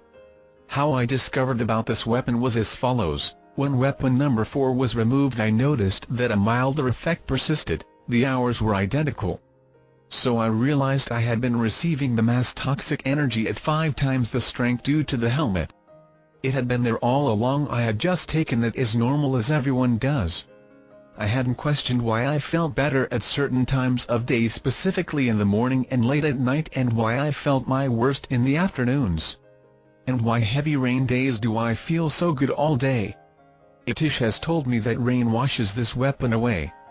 We are all being suppressed 10 hours a day by toxic energy sent to us in the atmosphere from machines above the ozone layer. 13. H. Weapon number 5. Itish mentioned another weapon that they use fairly commonly that causes tension and anxiety resulting from energetic vibrations given into the body. It is designed to reduce the lifespan of the person and reduce their general day-to-day activities. The tension and anxiety may only be felt mildly. He said there were some kind of cords used which the reptilian spirit of the host attaches. This will be persistent day in day out. 13. Weapon number 6, given at night, creates tension which will be noticed when you wake up. This involves a nighttime assault and when awakening attention for no reason. Toxic energy is fired at the victim during the usual time period between 200 and 3:00 am for duration of 30 minutes. I have had this numerous times. I would normally sleep through it and wake feeling tense, and this tension lasted all morning. I felt slightly agitated. Water clears it away. Going in a car I would get a lot more tense, just like what occurred with weapon number 1. This method of debilitation is their mildest. That is all I know. This Brian fired from another country to me in England. 13. J. Weapon number 7, creates depression, used on activists. They have a technique done to the emotions. They tie the emotional body up. This is a permanent technique that was done to me, but it can put itself right after a year. I contacted a well-known conspiracy author and she recognized this technique having been done to her. They particularly use this on activists to suppress them. The effects are depression of no cause with exaggerated negative emotions. For me, I only found this around people, and on my own I didn't experience the depression or emotions. A world-renowned healer identified that my emotional body had disappeared. He had never seen this before. Itish later admitted that Brian had done this using their technique of tying up the emotional body. He used the turn cello, taping it up. See his conversations. I have found a way of rectifying this procedure, and it is a long-haul flight. Yes, a return trip across the Atlantic removes what they have done to cause this. Itish told me that the emotional body springs open. I am now completely free of any trace of what they had done. I have excellent emotions and am not depressed. I had never been depressed before. It was completely out of the blue, but fortunately for me it didn't affect me 47 much. Here is what Itish said: they do it to a few people, it lasts just under a year and then it springs open and they do it again, and the entities, if there are any, let them know, and they wonder why they feel so very depressed all of a sudden, because that's basically it. You just end up feeling very depressed, low and more. Besides, the emotions take you over. That's the problem. We rig it. It is just the negative ones you feel. We interfere with a part of your emotional body. The part that gives you the good emotions aren't there, it's gone, cello taped together. We put a few strands round it, so it holds it in place. We do it on those we really want to bring down. We do it on presidents so we can control them. If they feel depressed they can fight back. Q. How many people do you do this on? E. One of our rarer ones. Any activists we don't want, they get it, that's for sure. You feel everything is hopeless, that's for sure. We tie your emotional body up and fold it in on itself. Q. How can you put it straight? E. Flying long distances can spring it back into place because you leave part of your emotional body behind, and when it catches up it can rectify itself. A few intercontinental flights. 13. K. Their machine, the source of some of their weapons. They have a machine that is used for most of the above weapons. There are different machines for different countries, and I have evidence that there is a single source for Europe. From my traveling to Greece and finding weapon number 4 started at 1:30 p.m. This was in fact exactly the same time as my own country, as the clocks are 2 hours behind. This machine is not only above England but also American as well. As I fled to America the weapon continued, but with a new timer. The source of this is actually above the ozone layer, so the ozone layer affects its strength. I found this when I was in Finland. It was much stronger there. As Steve describes, the source is a machine connected with alien spaceships. Here is what Itish said. Q. Where is your machine? E. Attached to our space stations. We're sending you all ship 10 hours a day and harming you through our machines. It's our machines that give you those weapons, the helmet, the cords, the timer. It's all done by a machine. Our machine is really incredible. Brian can adjust the machine. 13.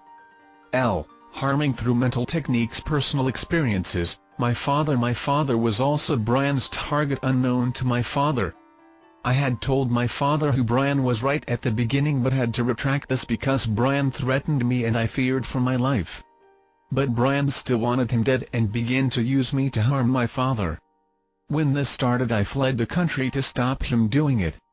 His mental prowess is amazing, and I had begun to receive transference of what felt like energy alongside an image of my father with a blocked artery and then dying. This brought my father into my mind, and I believe this was transferred to my father. It occurred in waves. As it so happens, he had only a vague image of my father at that time and was unable to harm him directly. He, now having looked at a photo, no longer needs me and was harming my father as he describes below. Once I knew, I managed to stop Brian. I have taken action, and writing this is one of them. I was disgusted when he 48 confessed, as I had suspected, as follows. B. I have been harming your father right up until a few days ago. Q. How long for? B. About an hour a day. For a few months on and off, depending if he's away or not. Q. How do you know? B. I try it anyway and then I can tell. B. I send him toxic energy at night. Weapon number 7. Q. How often? B. A few times a week. B. I want him to snuff diet before he moves, don't I? B. Right this moment, Thursday, I'm sussing him out, how he's breathing, how's his ticker heart, how's his blood supply, so I know what to do. I become your father, don't I? QN. B. Whenever I fucking want, and then I work on his old ticker using me old brain power, and that heart muscle ain't going to want to know. I give the hospital an old tinkle and they wouldn't tell me I Finding that your father ain't in good shape and his heart is out of sync, and I can make it worse. I can make it more out of sync than it is already. Your father should be aware of what is going on. He's going to notice a sensation around his heart muscle. Q. How often? B. A number of times a day. Q. How can he tell?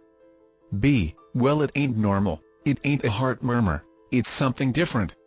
Something being done that ain't nice, and it ain't even you.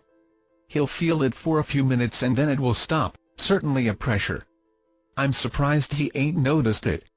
I usually do it early in the day rather than the evening. Anything after about 9:00 a.m. in the morning I start. Don't I? Q. How often? B. Every half an hour, every hour, every few minutes. It depends what I've got on my plate, don't it? I prefer the morning, so he should have noticed things more in the mornings. Q. How do you do it? He sent me an image of a clamp on the heart. B. I visualize his heart, then I send something to it. It can be whatever I fucking want, just so long as it harms him. 49. Q. The clamp that I saw. What does this do? B. It slows the heart right down. Another image he sent me was of a hand inside the heart with scissors. B. I'm doing some kind of surgery. 13. M. Enhanced witchcraft. Brian uses witchcraft to harm. He himself does not perform the witchcraft, his friend does this and he enhances it. I was a victim of this over the solstice in June. For these 2 days he enhanced a witchcraft technique of trying to cut my artery in my chest. I felt a sensation in my chest, I had to block it out hiding in a gorge, and the rock stopped it. He was trying to cause a bleed into my lungs to kill me. Afterwards he arranged the firing of weapon number 1 around my chest to finish off the job. I was okay. William Dean Ross in the Universal Seduction Volume 1 describes an earth energy and spirit manipulation group, combining occultism, black witchcraft with ELF radio wave enhancement. This must be what Brian was doing. I believe that he uses this on others. Conclusion: we must expose these weapons in order to stop their usage. They work in absolute secrecy, and if the population knew, they wouldn't be able to use them. There are some ways of making yourself feel better which I have provided. They won't be using them if we know about them. Their secrets exposed, they stop. Publicity is all important. 14. Viral infections. They manufacture viruses for everyday illnesses such as influenza. They also use a virus to harm their victims. I have personal experiences. See later. Here is what Itish said. We're responsible for some viral infections. We manufacture them and then infect something deliberately. Q. What are you responsible for? HIV. We mutated the original strain and made it more viral, so you'd all be inhibited with sex. SARS. That was scare tactics, wasn't it? Strains of influenza to debilitate you. We want you to believe that the world's a shit place. Evidence I have is I was given shingles on 2 occasions. This is how I was given it the first time. Brian had invited me round unexpectedly. We had finished the week before after jealousy on his part. Then he was suddenly all smiles and charm, and I couldn't understand it. I stayed the night and accompanied him the next day to Gibraltar. After the night was through, he was uncommunicative and sullen and doing his put-downs. That afternoon I started developing blisters on my chest, and they were increasing in number and getting bigger before my eyes. I showed Brian and he showed no interest or concern. I was getting very worried. Brian dropped me off at my car. I asked him up and I remember him saying, "Why should I do that?" in an unpleasant tone. 50. This made no sense to me. We hadn't argued or anything. Why was he so keen to have me stay over and now uninterested and off again? I went home and the blisters kept getting bigger and more of them. I called Brian and he didn't want to know, nor did he suggest I went to the doctors. He normally pushes me into going to the doctor. I don't like taking drugs, so I tend to avoid doctors. However, I was advised by someone to go and I did, and I was diagnosed with a severe case of shingles. I took the medication and stayed in bed. I was very ill with it. I was alone in the house. Brian didn't call or visit. How could a lover be so uncaring? His behavior was strange and very inappropriate. The reason I'm later discovered was that he had deliberately infected me with shingles as revenge, which he later admitted to doing. The second time he produced a single shingles blister by working on a point on my chest. We were not together at the time. I don't know how he did this, but one was receiving other weapons at the same time. I think it was a mental technique he used. I have medical evidence. My doctor had never seen a single shingles blister before, nor was it in the textbooks. One left the country and the sensation producing it stopped, and it immediately healed. 15. The Reptilian Anti-Higher Consciousness Agenda. 15. A. Introduction. Now, how can evil exist in an advanced high-vibration way? Well, I have found out that this was for me incomprehensible. I had been taught that as you get higher you get more loving, etc., and the Reptilians are certainly high. You would like their energy, it feels high. This was explained to me by Brian. They are outside our game, shouldn't be here on Earth. They are in the higher game of, why not, where anything is possible, and why not evil. They are in fact Satan as described in the Bible. Jesus knew about them. Exposing them and what they are doing can stop them. The only reason that they have got this far is because no one knows. Burying your heads in the sand is a sure way of allowing them to keep at it. They must be secret, as we are far too numerous for them to handle. Their hidden agenda is preventing us raising our consciousness. They are doing this because we are going to know what they are doing as we become more conscious. Abilities such as telepathy, seeing energy, clairvoyance, and a general increased awareness of what is really going on here will develop. They are telepathic, they work using energy and don't want us to realize. We could pick up their thoughts as I started to do, we could sense their energy techniques and weapons they use to harm, and then they couldn't choose them. Brian has also said that we would be harder to control if we raise our consciousness. Such people don't play ball, they question more, and they won't be told what to do and other such things, very undesirable to a control state. Our real game here on Earth, I have learned, is ascension and leaving Earth. In order to ascend, some term it enlightenment, we have to raise our consciousness or vibration. They are keeping us away from this by making methods of achieving this hard to come by and keeping us distracted, and this is why they try and stop, and in some cases have, organizations dedicated to higher consciousness. Other techniques they use to keep us away from raising our consciousness is by distractions such as education, television, sex, material possessions, cramming us with meaningless tasks such as bills, debt, working too many hours, we have no time to do it. Captain Bill Robertson also writes about this subject and says that these aliens are suppressing the true spiritual nature of man, and forcing man into committing spiritual suicide. The actions of mankind is helping the Reptilians take power and control, and eventually will help them succeed unless we change. This is done using the law of planetary karma, whereby mankind receives back equally what mankind does to other humans. The Reptilians know this and manipulate us into actions that will attract back to us reptilian deeds. An example would be the persecution of races. The Jews would be an example, and 51 other races are persecuted, but we may not hear about it. We then will in return be persecuted by the reptilian race. The Reptilians are behind such persecution, but we are doing it.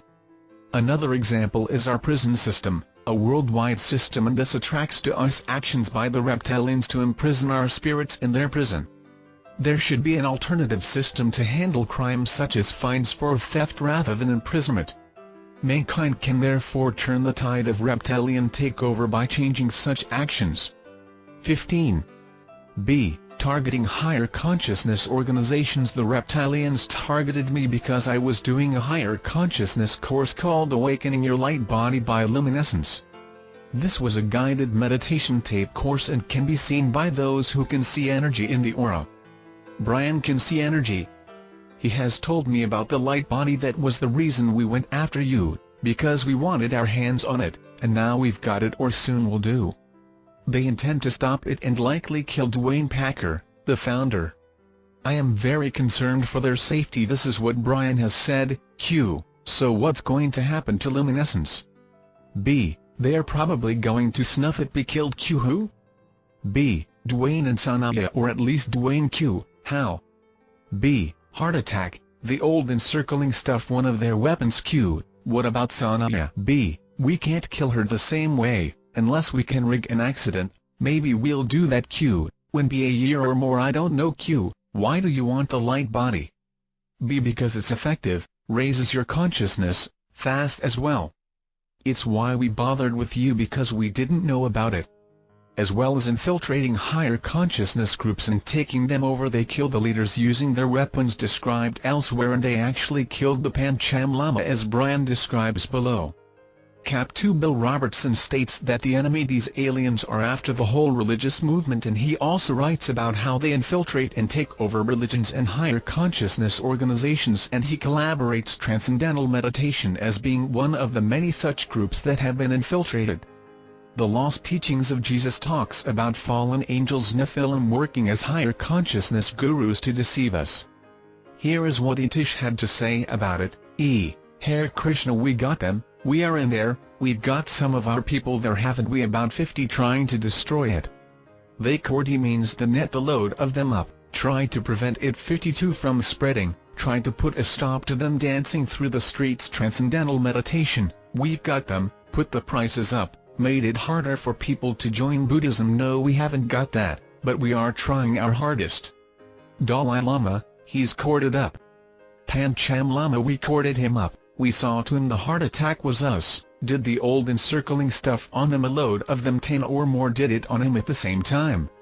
When enlightened people have heart attacks, then you know we're behind it. We worked on his heart a bit to make it look like a heart attack. We had him corded up, stripped him of everything, past lives and more, then we let him go. They've got the young one, 4-year-old, he isn't the Pancham Lama, he's one of us, he's a reptilian, he's going to be. It hasn't happened yet. Brian has told me that the Pancham Lama will be made into a human reptilian. Once the Dalai Lama is gone, we will take over, just biding their time, and then they will put someone in his place who is not really the Dalai Lama, but they will say he is. Anyone like that is going to be corded up, no two ways about it. Working on the Dalai Lama to kill him, of course we are. It's a circulatory system. They are trying to give him a heart attack, a blood clot. Q. What else do you do? We make them seem wacko. Behind the mass suicide news story, that was us. We exterminated the very lot of them and made out it was a suicide. We killed them off with something that you don't know two hoots about, a bit of an old radiation technique, and they all fall to the ground. Warfare stuff, that's how we did it. Q. Why? To turn you against that stuff. We've got other energy technique, that's for sure. 15. C. Additional help we are getting from the higher planes. Apparently the amount of assistance we are getting with higher consciousness has increased enormously, evidenced by a large expansion in the number of higher consciousness organizations, books and individuals opening up. An example is from the Pleiades, a star constellation. This is the energy behind luminescence. I still get a little guidance from the Pleiadian being Dayton, but it is hard to hear sometimes. Brian would not allow me to do any meditations when I was with him. He was adamantly against any higher consciousness practices, almost like a fury at them. One of the reasons for this is explained in section 4. Here is what Itish said. Q. What is this anti-enlightenment program all about? So you don't go any place, to the higher planes. You'll try and get us out of there, the Akashic records where we've got a stronghold. You'll prevent us tweaking your karma and more. Besides, once you're there, higher planes, we can touch you. It's a lot harder. Q. Higher consciousness energy? They're sending you more than they would do otherwise, and we hate their guts. Q. Who? Beings do it. Some are in the Pleiades. 15. D. There is a reptilian implant that detects people of a high vibration. 53. I have not found this information anywhere else. Basically all reptilians except those taking over higher consciousness organizations have an implant, and it is the reptilian spirit that has this. This implant causes an extremely unpleasant sensation to that reptilian when near a person above a certain high vibration. Brian has admitted he has this and talked about looking for people who would set him off, as he termed it. He even worried that I may do this to him in the future if I continued with luminescence. This is the possibly reason why he would not allow me to do any spiritual work at all. Here is how I discovered it. It was 2 weeks after discovering who Brian was and I was shocked and recuperating at my parents' home. There was something with me. I wondered at first if it was a residual of the weapon Brian had used on me. There was a heavy, horrible presence around me. It's hard for me to describe, but it was certainly not me. There was a Darth Vaderness about it. In myself I had no harmful thoughts towards anyone, but something was there affecting me. I remember clearly viewing a swimming pool full of people, and my view of them shifted and I saw them as dumb, like a herd of cattle for slaughter, and I didn't care for them. I despised them. They weren't fit for this earth. Never have I felt this way about people, nor since. I know this is how Brian sees people, and that his reptilian spirit was with me. Something extraordinary happened at that time. I was looking to make sense of what I was experiencing, and I attempted to see a healer. I never got to see the healer because the following occurred. I was approaching his healing rooms when something began to happen that I will try and explain as best I can. It was like I was in a James Bond film, the early ones, right in the middle of the red alert scene near the end of the film when sirens are going off, there are explosions and so forth. It felt like I was in a state of emergency. I had to leave, get away from the healer. This was happening to me. Hard as it may seem, I actually really disliked the healer, and there was a feeling that wasn't mine of fear of this healer and a desire to harm them. It was his thought he was doing this to me. I was in a lot of distress. I couldn't even walk in the shop and had to not attend. Now let me tell you a second time shortly afterwards. I decided to have a consultation with a clairvoyant to see if he could shed light on my original experiences. I got to the stage of making an appointment on the phone, and again I had the same experience as with the healer. I had to send my parents in for me. Again the clairvoyant felt like my enemy. Alongside this there was the same Darth Vader presence with me. I felt like the devil incarnate. This was not me but Brian's reptilian being. I was experiencing his implant. He has told me that all those working in his organization have these implants, with the exception of those infiltrating spiritual organizations. 15. Their prison. Involving a net to trap the spirits of high-vibration people. I have this net and am destined for their prison. I have clearly seen what it is like in this prison, and it is a hell beyond anything you could imagine. I have evidence for the connections they use, and I am gaining more and more evidence and information whilst I have this connection. I really want them to disconnect me. It makes sense for everybody and it will be out of my mind. It has all been brought about by the reptilian entity. It is connected to me and lying to Brian. This is how he did it. I am not a higher consciousness worker. I am interested in this area but as a sideline. I am not their criteria, and I certainly didn't set Brian's implant off. But there was a Tish who just was nasty and wanted me to be connected to that prison from day one. In fact, it happened 2 weeks after I was told who Brian was. Nothing else had been told me at that point. I had stopped doing the meditation course. I was certainly under attack and wouldn't be considering meditating. I was in a state of emergency, running from Brian. However, I had this reptilian entity, as described in Section 6, who was communicating with me and instructing me to fight Brian off with meditation tapes. So he told me that when Brian, that is Brian's reptilian being, was present with me, I could fight him off by doing a meditation tape at the same time. Therefore I did this, and at times only instructed by the reptilian. These were quite absurd times. Unfortunately, Brian was angered by the 54 arrogance that I could fight him off by meditating, and not only this, it looked like I was very into higher consciousness. It had all been set up by the entity, and Brian was really worked on to add the net. He did this, and this was a very bad mistake. One found out after about 8 months and quite a bit before I had learned any information, and I kept asking Brian over and over to disconnect me, but he never did, and I certainly had no information whatsoever. He never did because of the lies of the reptilian entity. So now I explain to you more about their system for imprisoning spirits. This is unique information. As I said in the introduction, highly conscious people are unliked by the reptilians. They see what is really going on. They help out, and they help out as spirits as well. They reincarnate back and lead the way, such as becoming spiritual leaders. To prevent these people doing any of this, the reptilians have started a diabolical practice of attaching a net to those they identify. This net traps the spirit upon death to be held in a prison indefinitely. This practice surely is fundamentally wrong, as it destroys the soul. It is interesting that Jesus warned in the Bible, 6. Fear not them which kill the body but are not able to kill the soul, but rather fear them which is able to destroy both the soul and body in hell. Matt 10-28. I have this net and it has been seen by many sources and appears red.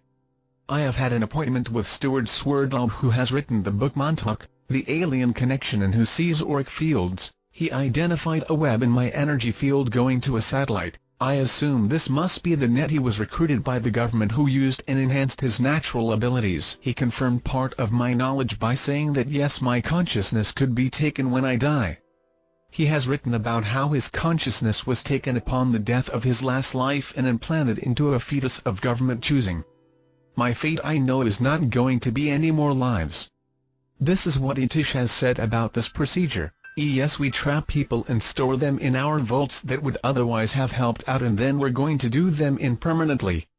Our machine will do it all. It's going to explode their energy so they are no more. What are these vaults?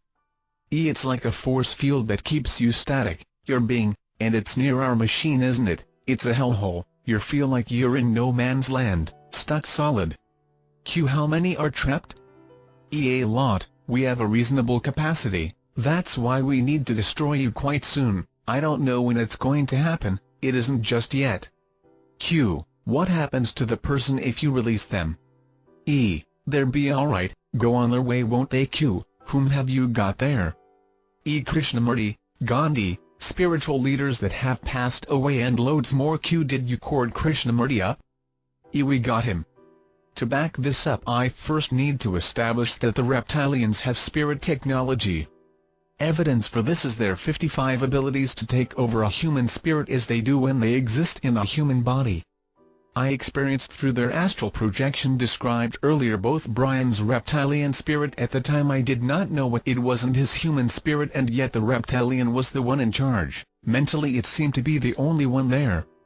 It seems that they are joined at the mental level, so they can technologically join a human and reptilian spirit.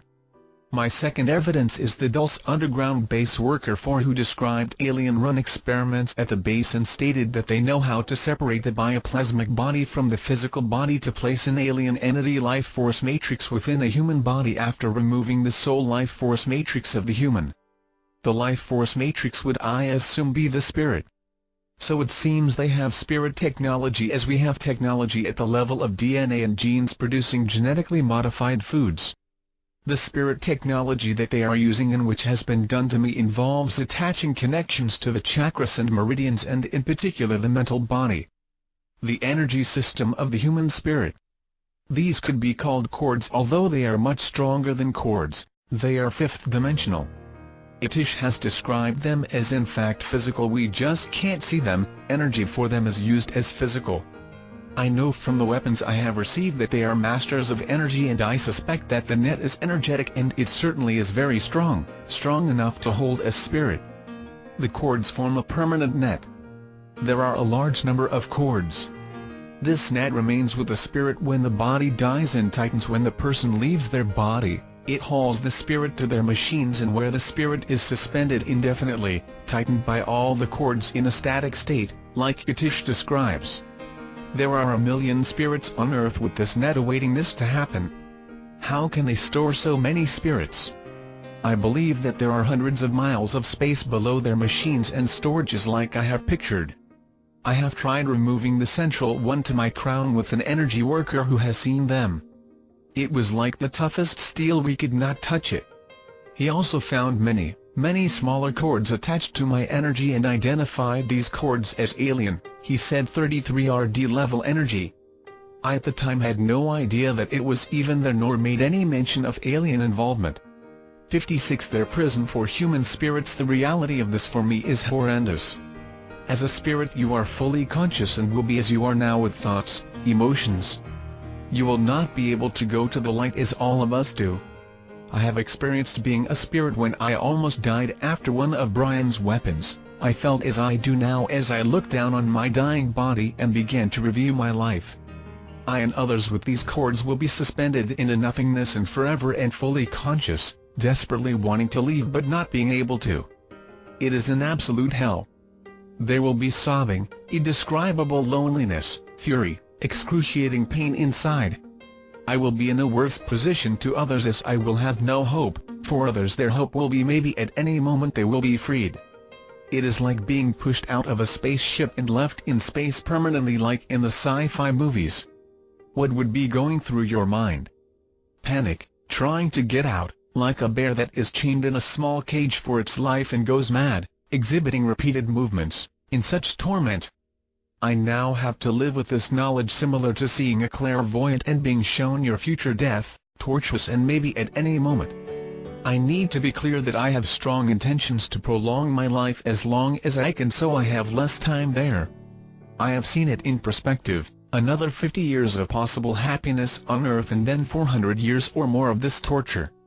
Any life is better than dying, that's what I now believe. So I want to prolong my life for as long as I possibly can. How can my ex-boyfriend possibly want this for me? I was in his bed and he knew I was going to this hell and could have removed it. I had the net at this time, but I didn't realize, at any time I could have gone there and he knew and did nothing. When I found out I told him and pleaded with him, and even then he wouldn't 57 remove them. I believe he gets a point from his organization every time he attaches the net. What a diabolical creep. Even worse is that Brian attached this net to me and then the next day tried to kill me with one of his weapons. It's disgusting. We were still romantically involved. He has no scruples, anything to earn a point. Many of our spiritual leaders are there now and Itish has named some. Further evidence I have for this net is energy workers have found toxic energy coming through the attachment to my crown and down the meridians, energy lines of my arms. I had hardly noticed this though.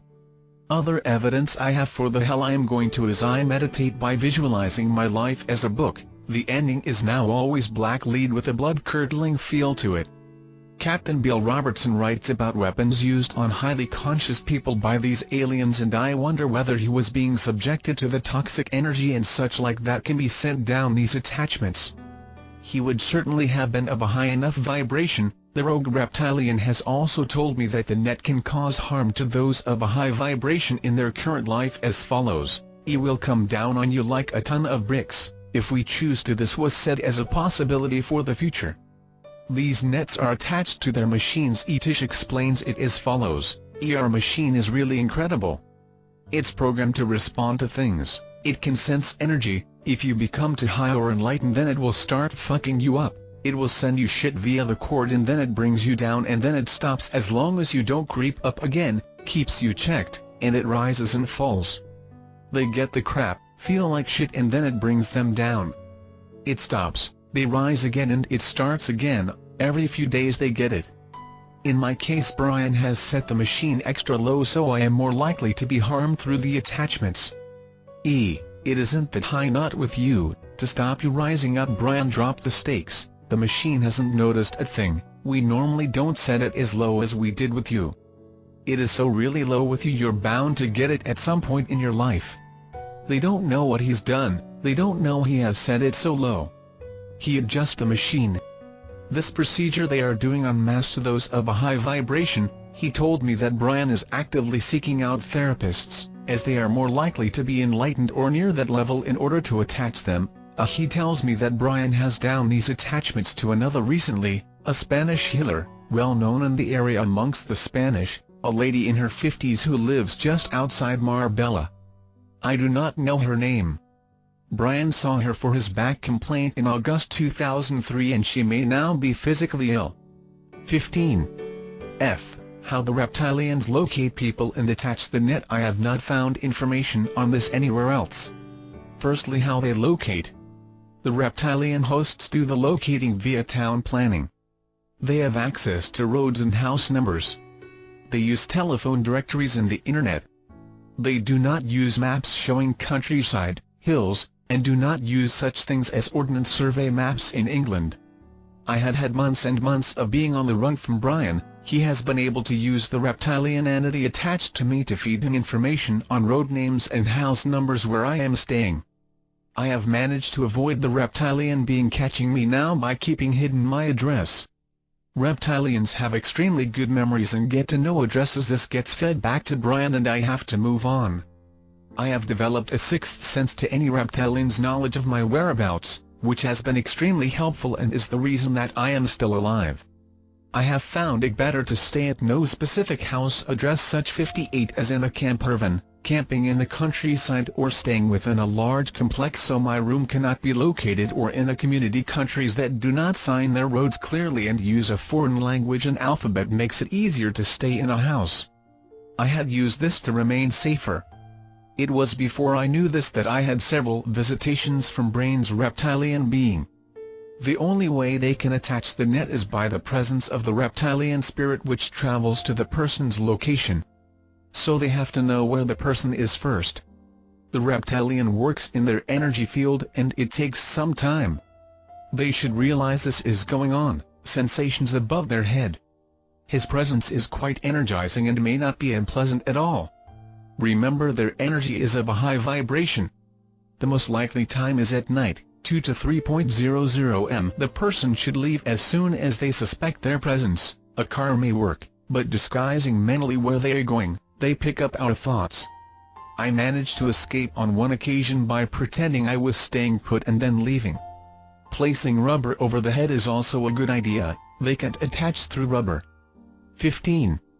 G. A planned force field to trap us on the planet. The reptilians wish to erect a force field around the Earth. This has also been called a frequency fence by the Nibarian Council. The purpose of this force field is to act as a barrier to us. We will not be able to ascend from Earth to higher realms. Our purpose is to ascend, and we do this by raising our consciousness. They plan to have this in place within the next 20 years. I have found confirmation of this from the Nibarian Council, who offer a way through this force field/frequency fence, and I wonder if it works. Here are Atish's admissions. Q. What else are you doing?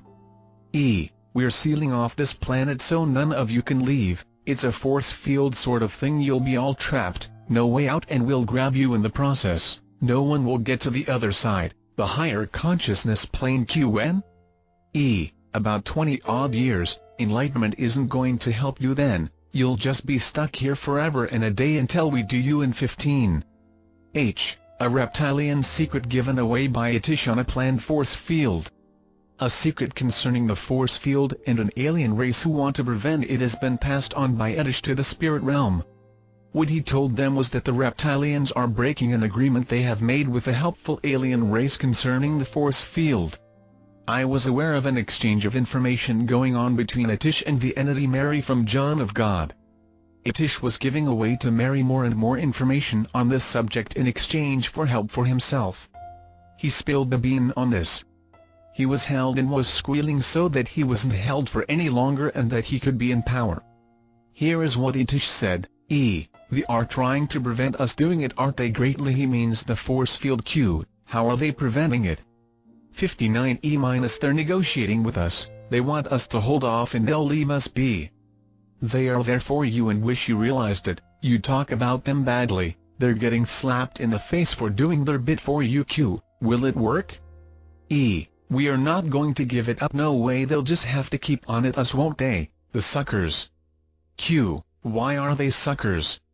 E. Because we are never going to give it up, but we're making out we may do. So they're holding fire while we consider, but we know the outcome. Q. So what's going to happen? E. We're going to restart it because right now we are doing nothing because we've agreed kind of thing, but then we're going to restart when they leave because that's what they'd said they'd do. Q. How long on hold for? E. It's been a while, we would have completed it by now if it wasn't for them. Q. You said it would be put up in 20 years, why? E. Because that's when we expect to restart it. Q. What about them? E. Well, we'll restart it anyway, we just need them to lay off right now because we've got other agendas. Q. Like what? E. Like mucking you lot up karmically. They're letting us do it right now anyway, they've got to compromise, haven't they? Q. Why is that so important to you? E. Because less of you will come here anyway, and perhaps that's better than having them in our back once we've mucked you all up again, interfering greatly with all your karma. Then we'll think we'll restart. Q. So you're fooling these aliens? E. Basically, yes, they're letting us do per usual, but we're doing far more. The Akashic records are under siege, we're in there and so are they, and a few of you lot too, and they're letting us in so we don't put the energy field in place. But little do they know that we've got our hearts set on that field and we are not going to stop. Q. Whereabouts are you working on the energy field? E. We're experimenting, we know how to do it. Q. Are you producing it in your spacecrafts? 60E- No, we're not doing it in our space stations because we're not allowed to, we've got it on the go somewhere else. Q. On the Earth? E. Yes, it's on the Earth, but it isn't near them, they've got no idea. Q. You are working on this on Earth? E. Yes, we've got labs, but it isn't the force field we are working on, it's the machines to work it. Q. So you're developing these force field machines on Earth? E. Yes, that's it, in America, it's top secret, one of those places, so they haven't got a clue. Q. Is it NASA? E. Yes, it is in NASA, the space places, we're developing them right under their noses. Q. What do you say to the people working on them? E. We tell our workers that they are space equipment. Q. What do you tell them about the force field? E. They think it is some way of holding other beings in place. Q. What beings? E. The Reptilians. They know there are Reptilians, the NASA people, and we tell them this is for them, we're not the Reptilians. It's like a hoax we're making out, we're not them because they know they're bad. Q. How? E. Because they were attacked by them, some of their spaceships have run into Reptilian places and been destroyed because we don't want them looking into us, so it's all for the Reptilians. Q. What NASA bases? E. We've got it going in a few places in America, sometimes it's NASA, sometimes it's not. There is one in New Mexico. I questioned him on where else and he said the following places, however he was reluctant to tell me and I had no definite answer. I cannot therefore be certain of their validity. He said yes to Houston, Texas and North Carolina, and no to Cape Canaveral, Florida, and no to Los Alamos. I now believe it may be Dulce underground base. 15. Ayatish gives away a Reptilian secret away on Karma. A timeline tragedy, our Akashic records one are being stolen. A secret for over 300 years was exposed by Ayatish in order to prevent himself being continuously held and for his own support by the spirit realm. He actually passed the secret on to the spirit realm very 61 recently. I was not telling anybody and he is the one that spilled the beans.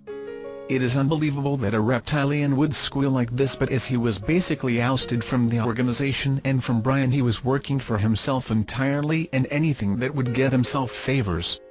I had no intentions of telling the spirit realm, but Ayatish had other ideas for himself if he could get himself favored by them and would tell them. Very crafty to get the spirit realm thinking he is great. I had been forced into doing the hard work but had no intentions of telling the spirit realm. I was definitely going to keep it to myself, and there Ayatish was freely given away the secret as bribery to have the spirit realm do as he wanted. Here is how Ayatish exposed how they cause karma. E. A few hundred years ago we deleted certain past lives from your consciousness so that you have to pay back more karma than you should. Q. Give me an example. E. A man was an arsonist and then we erased the fact that he got burnt, and as a result his subconscious believes that he needs to get burnt again and puts him through burning again in order to experience what he did to someone, payback. Everyone gets this, but only those who were here some time back because we did it in one fell swoop. I think this is about 300 years ago. We do it now and again to certain people we don't want here, like new ones. The next time they will do it will be within the next 18 years. Q. Where do you erase past lives? E. In the astral plane, there's a team overseeing it. Q. Why do you do it? E. To keep you down. You're not going anywhere like the astral plane and higher consciousness, you're more likely to get harmed by us and you are not going to get enlightened. It keeps everybody in a bit of a terrible state and then we can control people better. High beings that come here to help, we implant axe murderer type lives to these people if we catch them so they can't help out, they're in no fit state. Q. How do you catch them? E. We have a gatekeeper, he sees them coming. Brian had actually told me that he had erased past lives from my record in the last 3 years. So I asked Itish this. Q. Why did Brian erase the crippling disease from my past lives?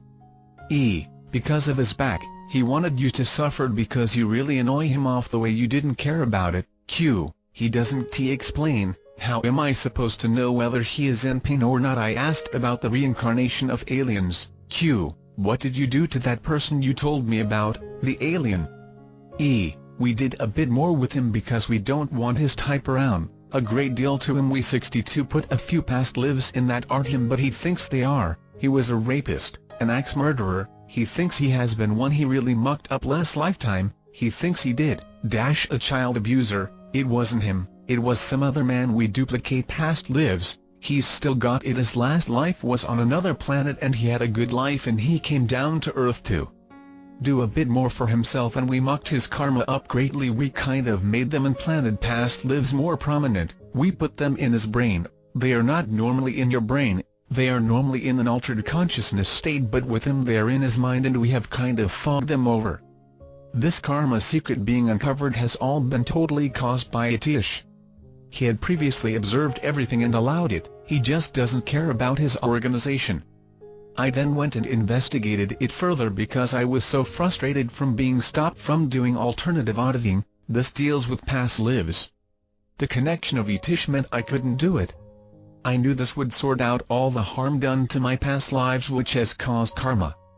I had even been told by the Reptilians to do auditing, which I was really grateful for and in no way was wanting to expose what was told. My karma is still here. No auditing have I been allowed to do by that awful rogue Reptilian. I told Itish just let me do alternative auditing and I will stop investigating my timeline. He didn't budge. I would say again, I'm finding more out, I will stop if you let me do auditing, and no, he wouldn't. He kept stopping me doing it. So I kept investigating. So Itish has spilled the beans with what you read below. He is totally responsible. I have also to put part of the responsibility on the being behind an organization called Luminescence. The being's name is Dabn, and he told me very importantly that the karma was done on a big scale. It wasn't just me, and that's all I thought it was.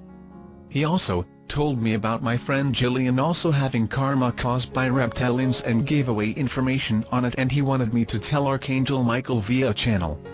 I didn't care for Archangel Michael and was certainly not going to tell him, and I wasn't in any communication with him either. My lips were firmly sealed on this one. I just wanted to have some auditing. This is part of a reptilian anti-higher consciousness program taking place on Earth. They are interfering with our Akashic record, which is where the records of all our lives are stored with devastating consequences. As a result, they cause added karma and prevent us ascending. They cause reincarnation to occur far more than it should, untold suffering for those it's done to. Consciousness is reduced and spiritual lessons lost. It's about stealing lives from our timeline, stealing lives that we then have to repeat, lives that no one should want to do ever again. Unfortunately, it is currently working, for no one knows other than what you read here. This is the first time it has been written about. Very interesting, isn't it? This was also unknown to the spirit realm, including the karmic board, until Itish squealed. Nobody knew at all except of course the Reptilians. Oblivion reigned. It was done originally in the 1600s and they plan it again within the next 18 years. Thousands and thousands of people will have it done too. They do it to higher consciousness organizations, including religions. I don't quite know who they've done it to. They also do it to their own targets, good people. And I am not a target, and it has been done to me. So what I had to do whilst Itish kept connected to me was have my Akashic record investigated. As a result, my findings are described below. They actually removed lives, and it was discovered during this time our life was in India in a religion. This is how I found they do it and get away with it. During the time that Itish was held and connected, I had an Akashic record consultant investigate my record, and she found lives were out of place. A large amount of evidence was discovered but no conclusions reached. Like a book where pages had been removed, much was found but no conclusions reached. The Berkeley Psychic Institute had a look and found it had been raided. So we found that they remove only a few past lives from a timeline in the Akashic record, as was the case for me. Timelines go back thousands of years, and they chose a time which is sufficiently far back that it's not recent and we don't realize. One life is chosen of great harm to others, and then only a few of the lives where you paid it back are taken, so it's not really that noticeable. This is why it's still not known. In my case, they chose a 563 where I was an army commander overseeing a conquered people who I was responsible for their punishment. I harmed a lot of people. It was chosen for that reason. We found at least 2 lives in the time immediately following this life. One of these was a life in prison. I died there, I think, just as I had put others in prison. This is how it works. The other life I don't know. They do it very craftily so that so far it has gone unnoticed, but what we saw is a scarcity of lives following the commander life. Normally after a life where a great deal of harm is done, there will be many lives of harm to you, and in that many they take a couple out, and that's how they do it. The timelines they choose would contain thousands of lives. Why is this so harmful? Erasing traumatic lives you would think is a good thing, but what is actually happening is stealing of your hard-earned lives of karmic payback. You now appear to the karmic administrator with added karma, which will be a disaster for you. You'll be told to reincarnate and balance out what you've done. The fact that you have already balanced it is missing, you may know. It's about experiencing what you did to others again. In my example is my prison life was removed, so I experienced a similar life again of being in a paralyzed body. A life in prison is similar, I suppose. Now karma is paid back twice, reptilian twice. This is worse than is possible to describe in words. To not have to reincarnate and then to be told you do is devastating. For the life you have to live is not a good one. This stops enlightenment, just what the reptilians want. I, for instance, have lost my spiritual lesson of learning to love people. I am working hard at this right now. They have even gone so far as to hold off a force field, a frequency fence, in order to continue removing lives from the Akashic record as described under the aliens that are helping us.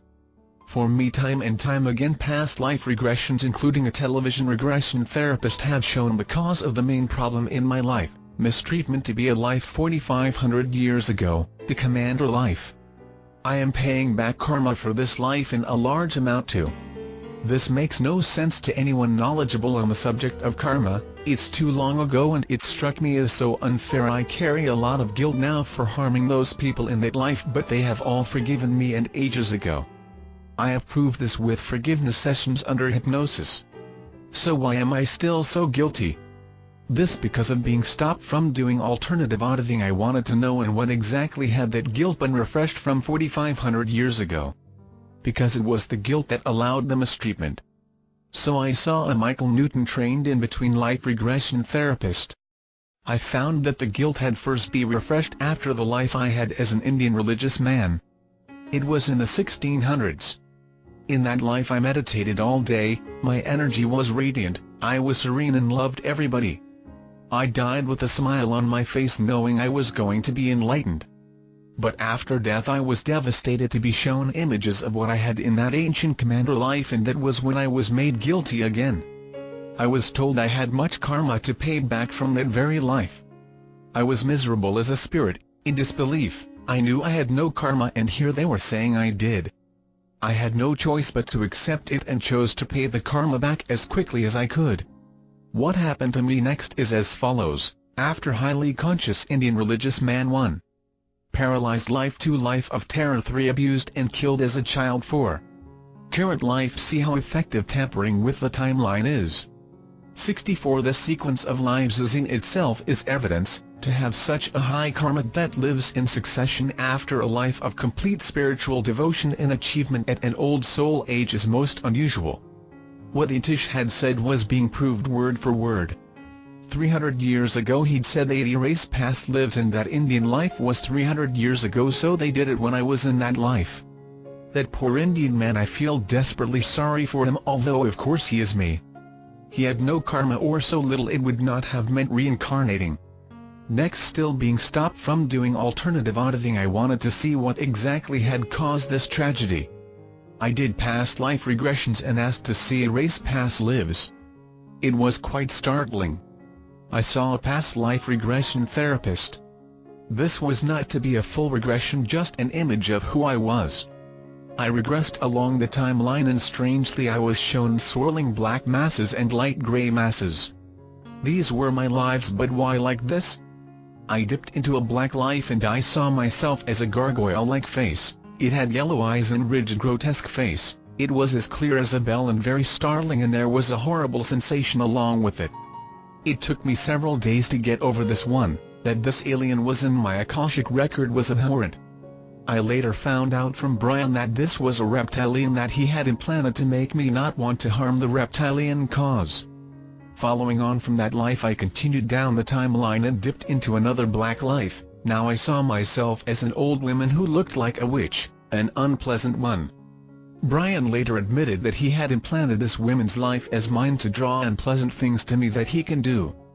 Continuing on, I viewed a grey life. It was most unusual.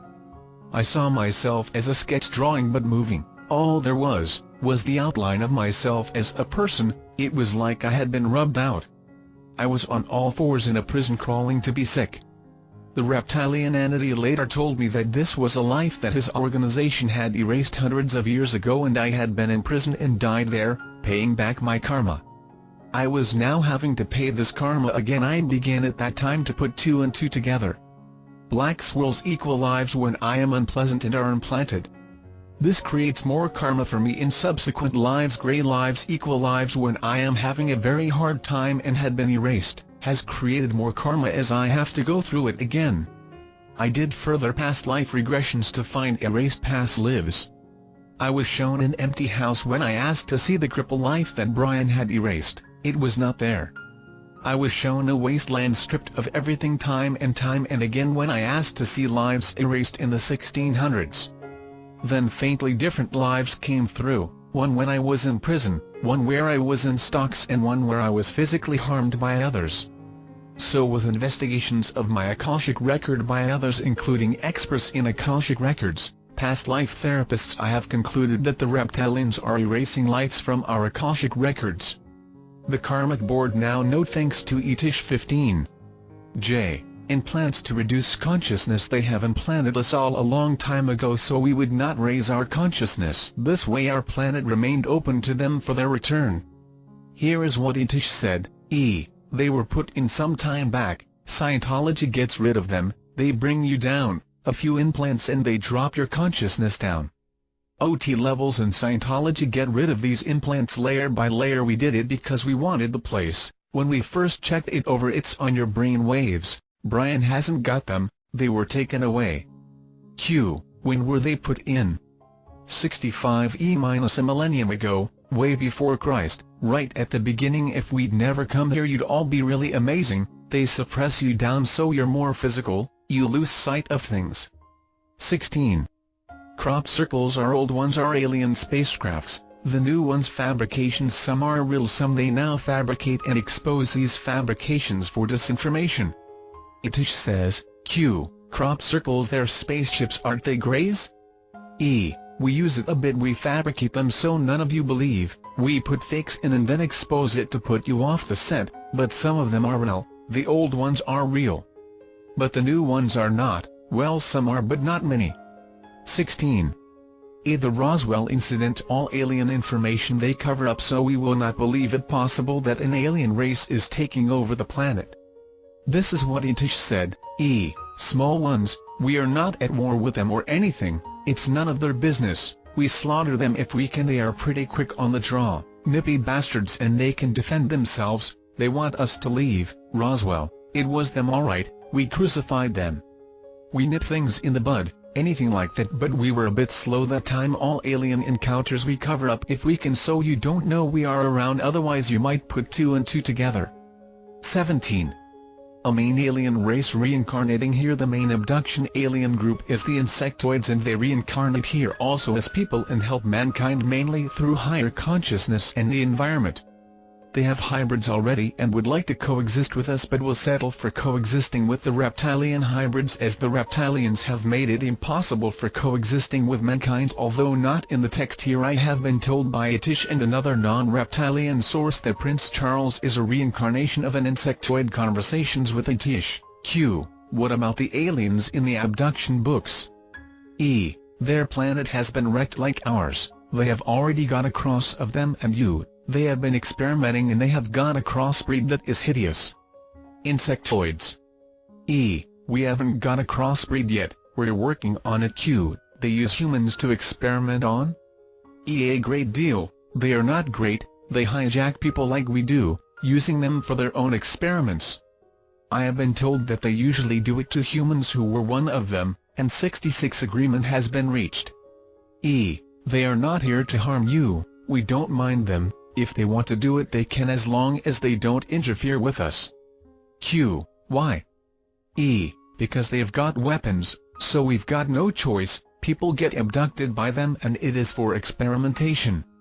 They are good beings and would help if they were with you, and they reincarnate as some humans and help mankind if they are able to. They know that someday humans will not be around and that's when they will do it. They're peaceful enough, they just need a place to live. Q. What do they need to learn? E. Emotional stuff, isn't it? And a lot of them have a hard time getting to grips with it, like Brian and the rest when they first come here. E. They have got their crossbreed stored until the time comes. We haven't got a crossbreed yet, we're working on it. They're good when they are here but they aren't often here, we see to that. They're into the environment and help out that way once they've sorted themselves out. Q. What sorted? E. Their emotions. One life can do it and they can reincarnate again and help you lot out. Q. How do they do that? E. They help keep the planet green and more besides higher consciousness / enlightenment and that kind of thing. 18. The alien race known as the Nordics. Atish describes their exact physical appearance, how they are the ancestors of the Scandinavians, how the ape man is deliberately promoted in order to minimize our belief in aliens. Humans with blonde hair are ancestors of the blonde aliens, the Nordics. They settled in the Scandinavian countries, are high-loving beings. He describes their appearance. Genetic scientists who know that blonde humans can't have evolved from apes are hushed up and the ape-man theory promoted so that we don't believe in aliens and therefore reptilians. These aliens are the ancestors of the Swedish blondes, and anyone with blonde hair is a result of interbreeding between the blonde aliens and cavemen or a different dark race. In fact, we all have some genes from the Nordics. They promote the ape-man theory, so we do not believe in aliens and therefore the reptilians are less believable. Scientists are suppressed. Atish's conversations. Q. What did the Swedish etc. evolve from? E. The white-haired lot, pale blue eyes, very thin, really tall, about 8 feet, amazingly attractive, aliens who can breathe here. They are humanoid almost like the rest of us and they bred with the cavemen and the result is what you've got now. They're gorgeous, beautiful people. Hi. They 67 like to explore different territories. They come here other ways, reincarnate here as a standard human and help you out. They are not here anymore. They had white hair, no color at all. They had pigment in their skin, fine hair. They landed in the cold climate because there was less ape-man there who were a tad aggressive, but they mixed in the end. Now you have hybrids, brown-haired. They've got everything a human has, they just look different. Faces, hardly any nose, it really wasn't there. Fine features. They come down now and again in their spaceships even though they are not meant to. We rip them apart if we find them. We don't want them looking around. They've arrived and they'd like to see you and communicate with you, but we don't let them. They're really nice and you should talk to them, and they are not into monogamy. Q. Did the blonde people evolve from apes?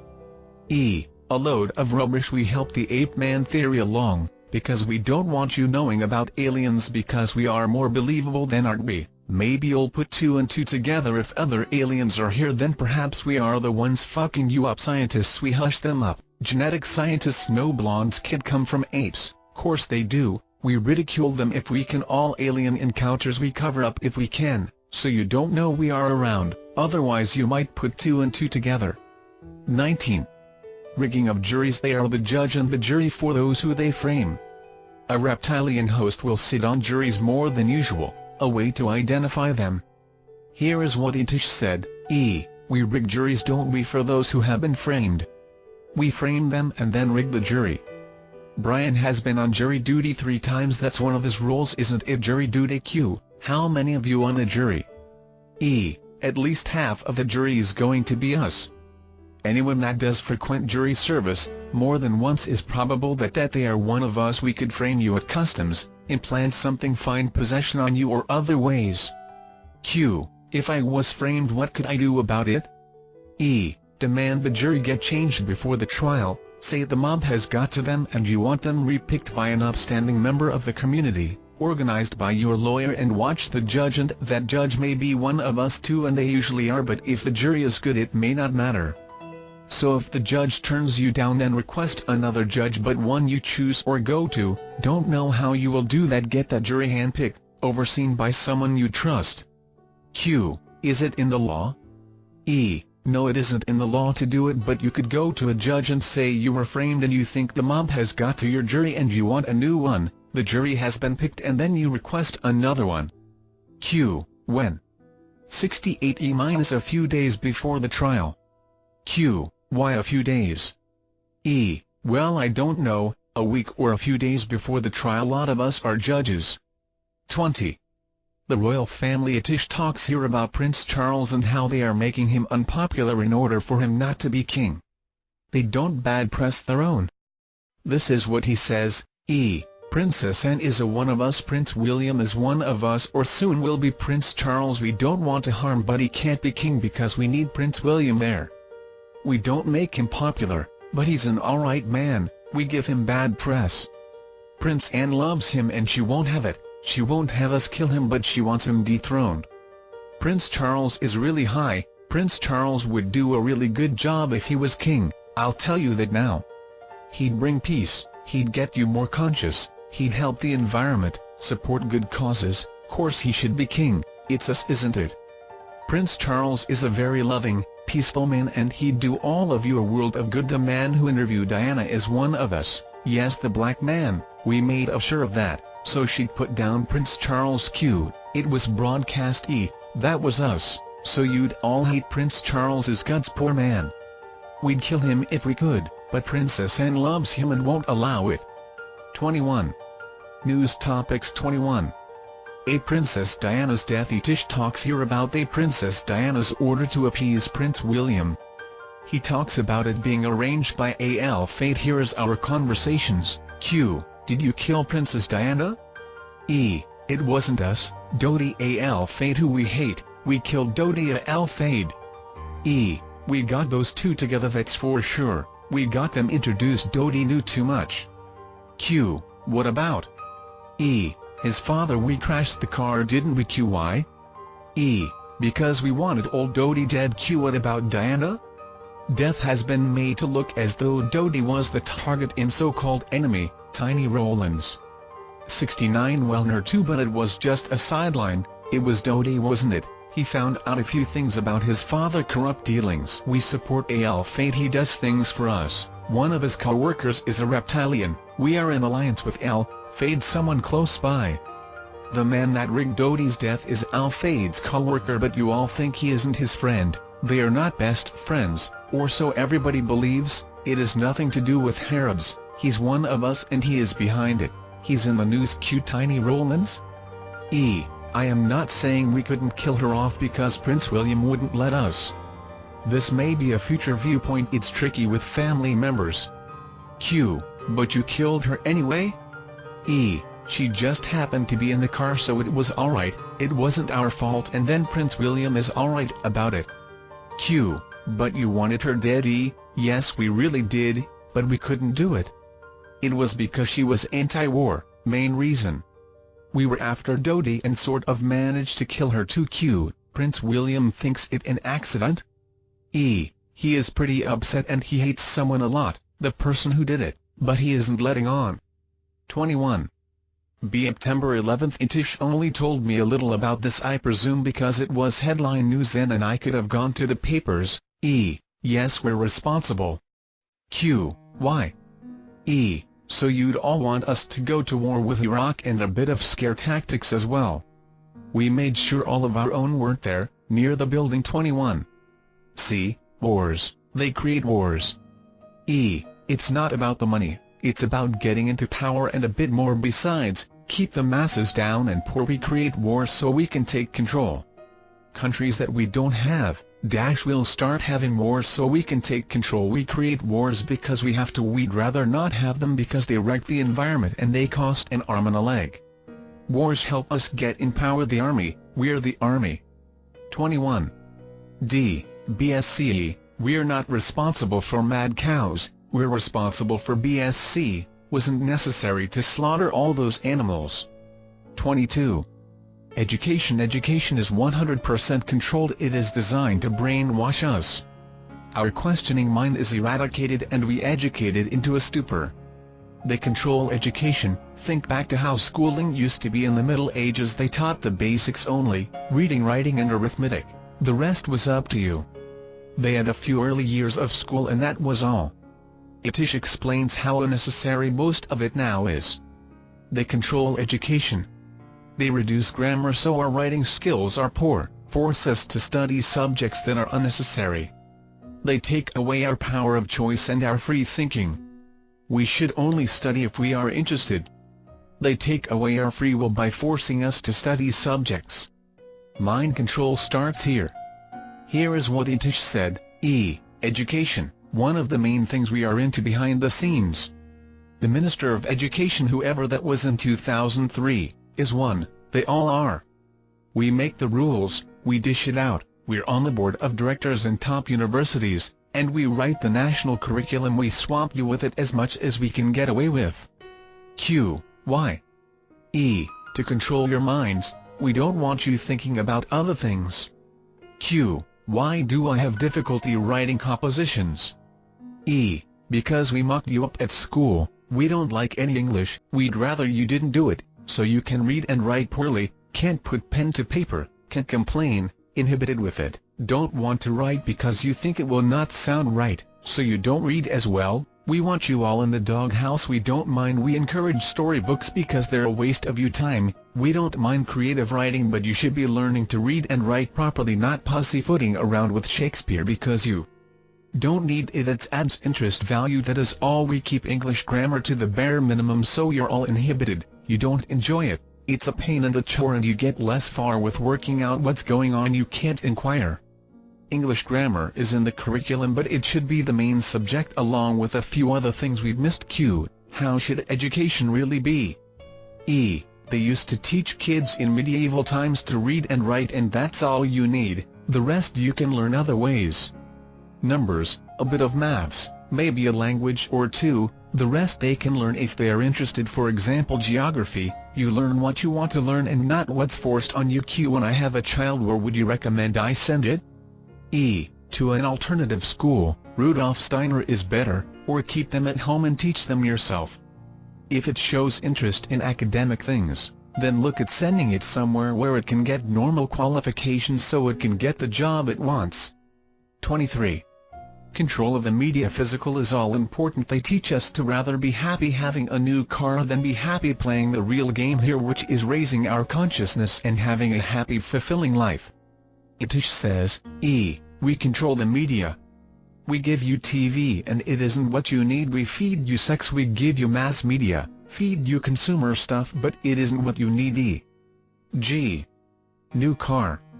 We make you 71 think that the be-all and end-all is everything you can see and touch. 24. Changing art. In fact, they are anti-art and reward their own artists. Itish says, E. We hate art and we try and do what we can to curtail it. We're on the boards. One of us is an artist, a European, and his stuff is crap and we promote it. He's anti-art, he's very well known. QI? E. Art makes you feel better, doesn't it? It raises your consciousness and we want you to stay as you are, not get up the ladder. You should have art around you. 25. Suppression of architecture. Squared buildings are promoted over circular designs in order to suppress us. Circular is better for us and we would feel better in a circular building. Circular also helps raise our consciousness. In the past, before their control in this area, there were many more circular buildings. Here is what Itish said: in the past there used to be all sorts of circular architecture. Turrets, domes, spirals, and we put a stop to that because circular buildings enhance your energy. We design our own stuff and make it low energy, square, that's it, ugly if we can get away with it, basically not circular because then you'll be raising your consciousness easier. Q. Who are the architects? We're in there a great deal, making sure all the circular stuff or curves gets thrown out the window. Q. What type of house should I have? As circular as you can get it, good, high ceilings, have a dome in your place in the central room. Brick isn't good for no one, it mucks you up, pushes you inwards, into the space you're in. We teach architecture and only fund certain projects. We teach square. Q. What about the Millennium Dome in London? That was our doing, we need that for our group meetings, no end of good that will do us, but we are not sure we can use it. We're working on that one. Epilogue. A universal law working for us. The reptilians are working against the natural laws on Earth. The laws make it harder for them to achieve their objectives. They have to effort. We have the laws for our good and we could make more use of them. One of these laws is the law of creation, which states that things on Earth will expand or contract and not 72 remain the same. We are expanding and the reptilians want us to contract or remain as we are now. They have to use effort against us to achieve this. We have to use less effort to expand, except that we have to fight against their efforts to make us contract. Here is another universal law: we are cause over ourselves and our possessions. This means it is no effort at all to produce effect on ourselves, such as we want to change our house to improve it. This is easy if we own it. If we rent, then even if the landlord has given us his permission, he is still cause over his house and will make it harder for us to change it to our liking. The reptilians are trying to control us, what we do, what we have, and this is not easy for them. They are not cause over us and what we have. They have to exert outside efforts to be cause, to control us. It is a constant effort on their part. We could regain control over ourselves easily, it is our right and the laws help it on its way. So all we need to do is start wanting to be the one in control and it will begin. We need to know what it is we truly desire and desire it more, and this will draw it to us, never mind what the reptilians want for us. About the author: Susan Reed has a Bachelor of Science in Nutrition and has worked for 18 years as a nutritionist and hospital dietitian. She worked in nutritional research for several years. She became interested in higher consciousness and spent 4 years in an enlightenment and study course. She then met a man named Brian, who revealed himself to be a reptilian host. This catapulted her into the secret reptilian involvement on the planet. The end. Thank you for listening. To learn more about reptilians, here are some references. 1. Books of Enoch. The Old Testament. TGS Publishing, Frankston, Texas PH 903-876-32562. Captain Bill Robertson. Sector 9.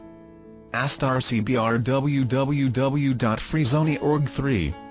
Andrew Hennessy. Monkeys of Eden, the Telepathic Overlords and the Slaves of Earth. www.whale.web/monkeys. HTML4. Branton. The Dulce Wars. Whale.web BHTML. Global Communications. Available through hiddenmysteries.com. PH 903-8763256-5. Angelica Tapestro. The Universal Seduction Volumes 1-3. The Rose Garden. 6. Mark L. Prophet. The Lost Teachings of Jesus, Volume 2. Summit University Press. 7. Stuart Swerdlow. Montauk, The Alien Connection. Sky Books, available through hiddenmysteries.com. PH 903-8763256. www.nibiroannouncel.com. 9. David Icke. Children of the Matrix. Bridge of Love, 2001. Available through hiddenmysteries.com. PH 903-8763256. 10. David Ashworth, Dancing with the Devil, As You Channel in the Light. Crucible, 2001.